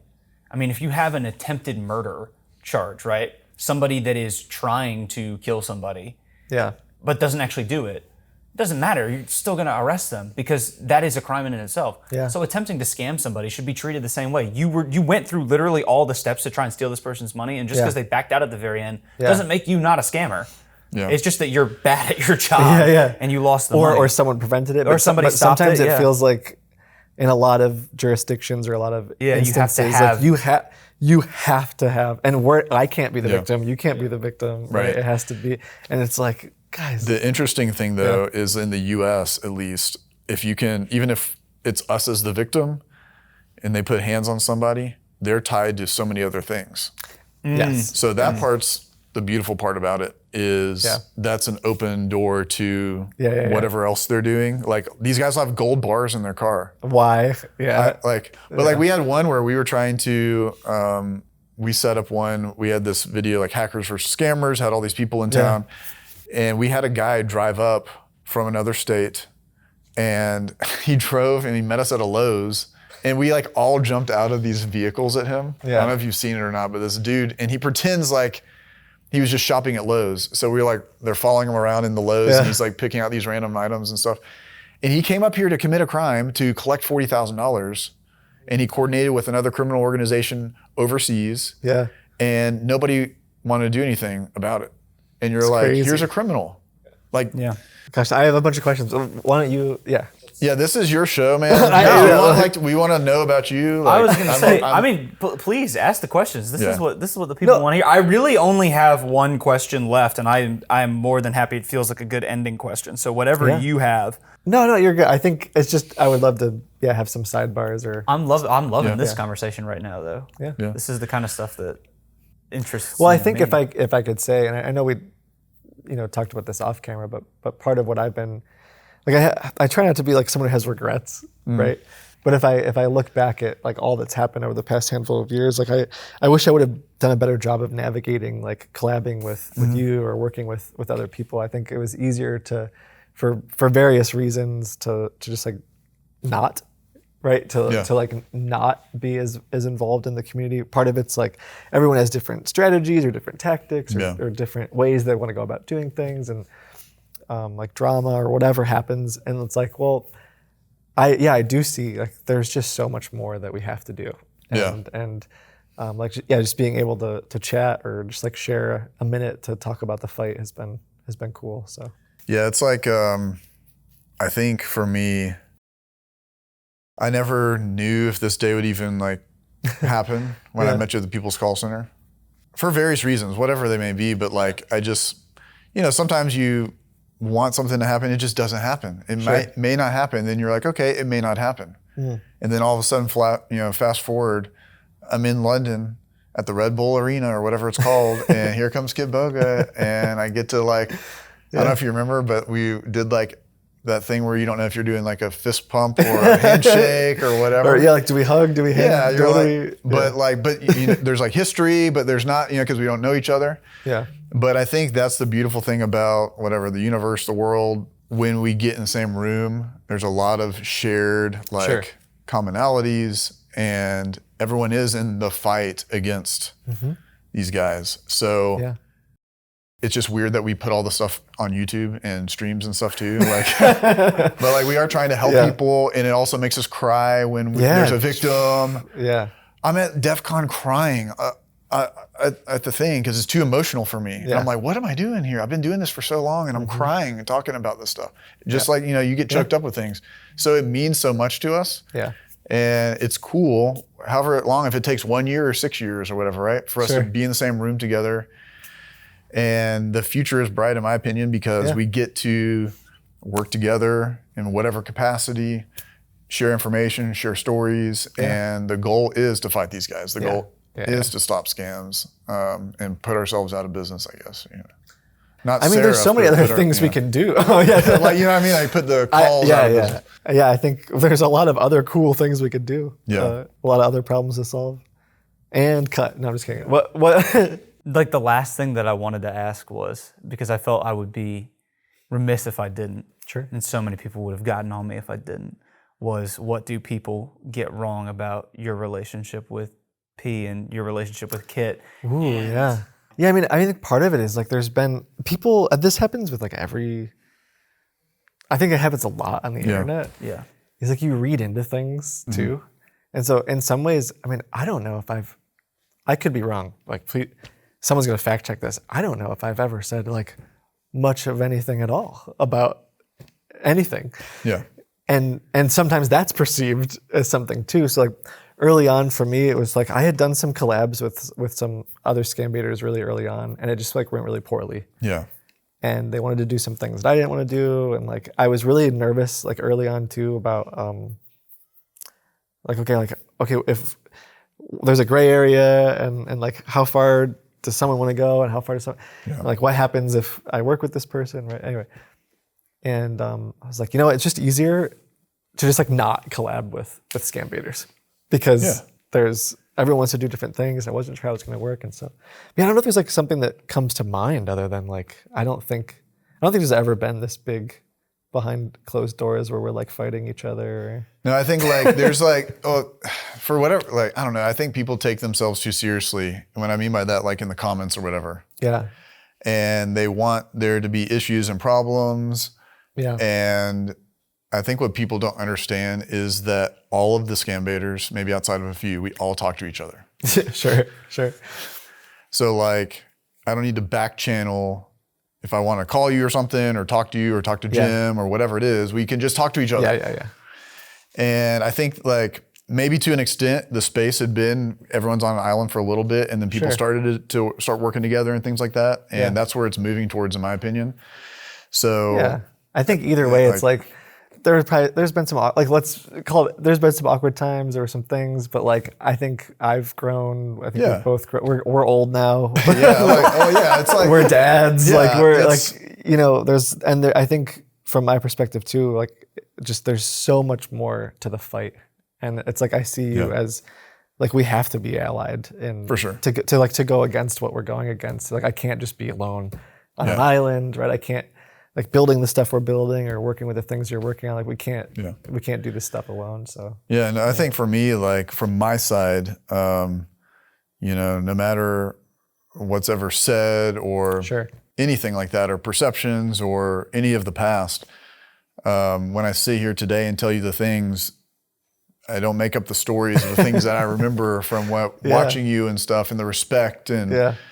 You know, like if there's a Mount Rushmore, there's not many faces on a scam bait Mount Rushmore. But I won't put you in the wig, but like you're on there. You know what I mean? Like what you've done is it's amazing, and I have a huge amount of respect for that. So outside of all the silly things of that people want to try to sew into of like, oh, there's all this like hatred and this and there's none of that. Yeah. It's where we're at 2025 is like on the same page. Like trying to figure out where all this like works, you know, where everybody can work and do things. So no matter what, I have a huge amount of respect for you and what you've done. And I look forward to like getting to know you as a person too, and not just somebody that's on streams. So like, that's like, likewise. That's what I've always really enjoyed, like getting to know these other scam baiters and stuff. And hopefully we go on that journey too. Yeah. And like, it doesn't matter if it took 6 years or something for us to be in the same room. We're at least here, you know what I mean? So that's exciting. So, booyah. Hey, dude, you're like an awkward. We're like, now you're. But thank you, man. Seriously, thank you for thank you guys. coming here and being a part of this and being open. And you know, we're excited. That's fun. I do feel like, and I know for the audience, maybe they're like, I don't know what their reactions are, but press 1 in the comments. Is like. I feel like we could talk for a very long time. Yeah, for sure. Well, we're gonna have to do another one of these for sure. There's just so much to talk about. There's not enough time in the world to ask all the things that I want to ask or ask all the things that you want to ask. I have Well, like comment down below what you want to have us Yeah, talk actually, about. let us know what you want us to ask because we're definitely going to do this again. Yeah. And maybe next time we'll, wear the sunglasses the whole time. Or Yeah, it's nice vibes for sure. It's good vibes. Thank you guys for watching, by the way. Yeah. Appreciate it. Don't get scammed. Thanks. All right.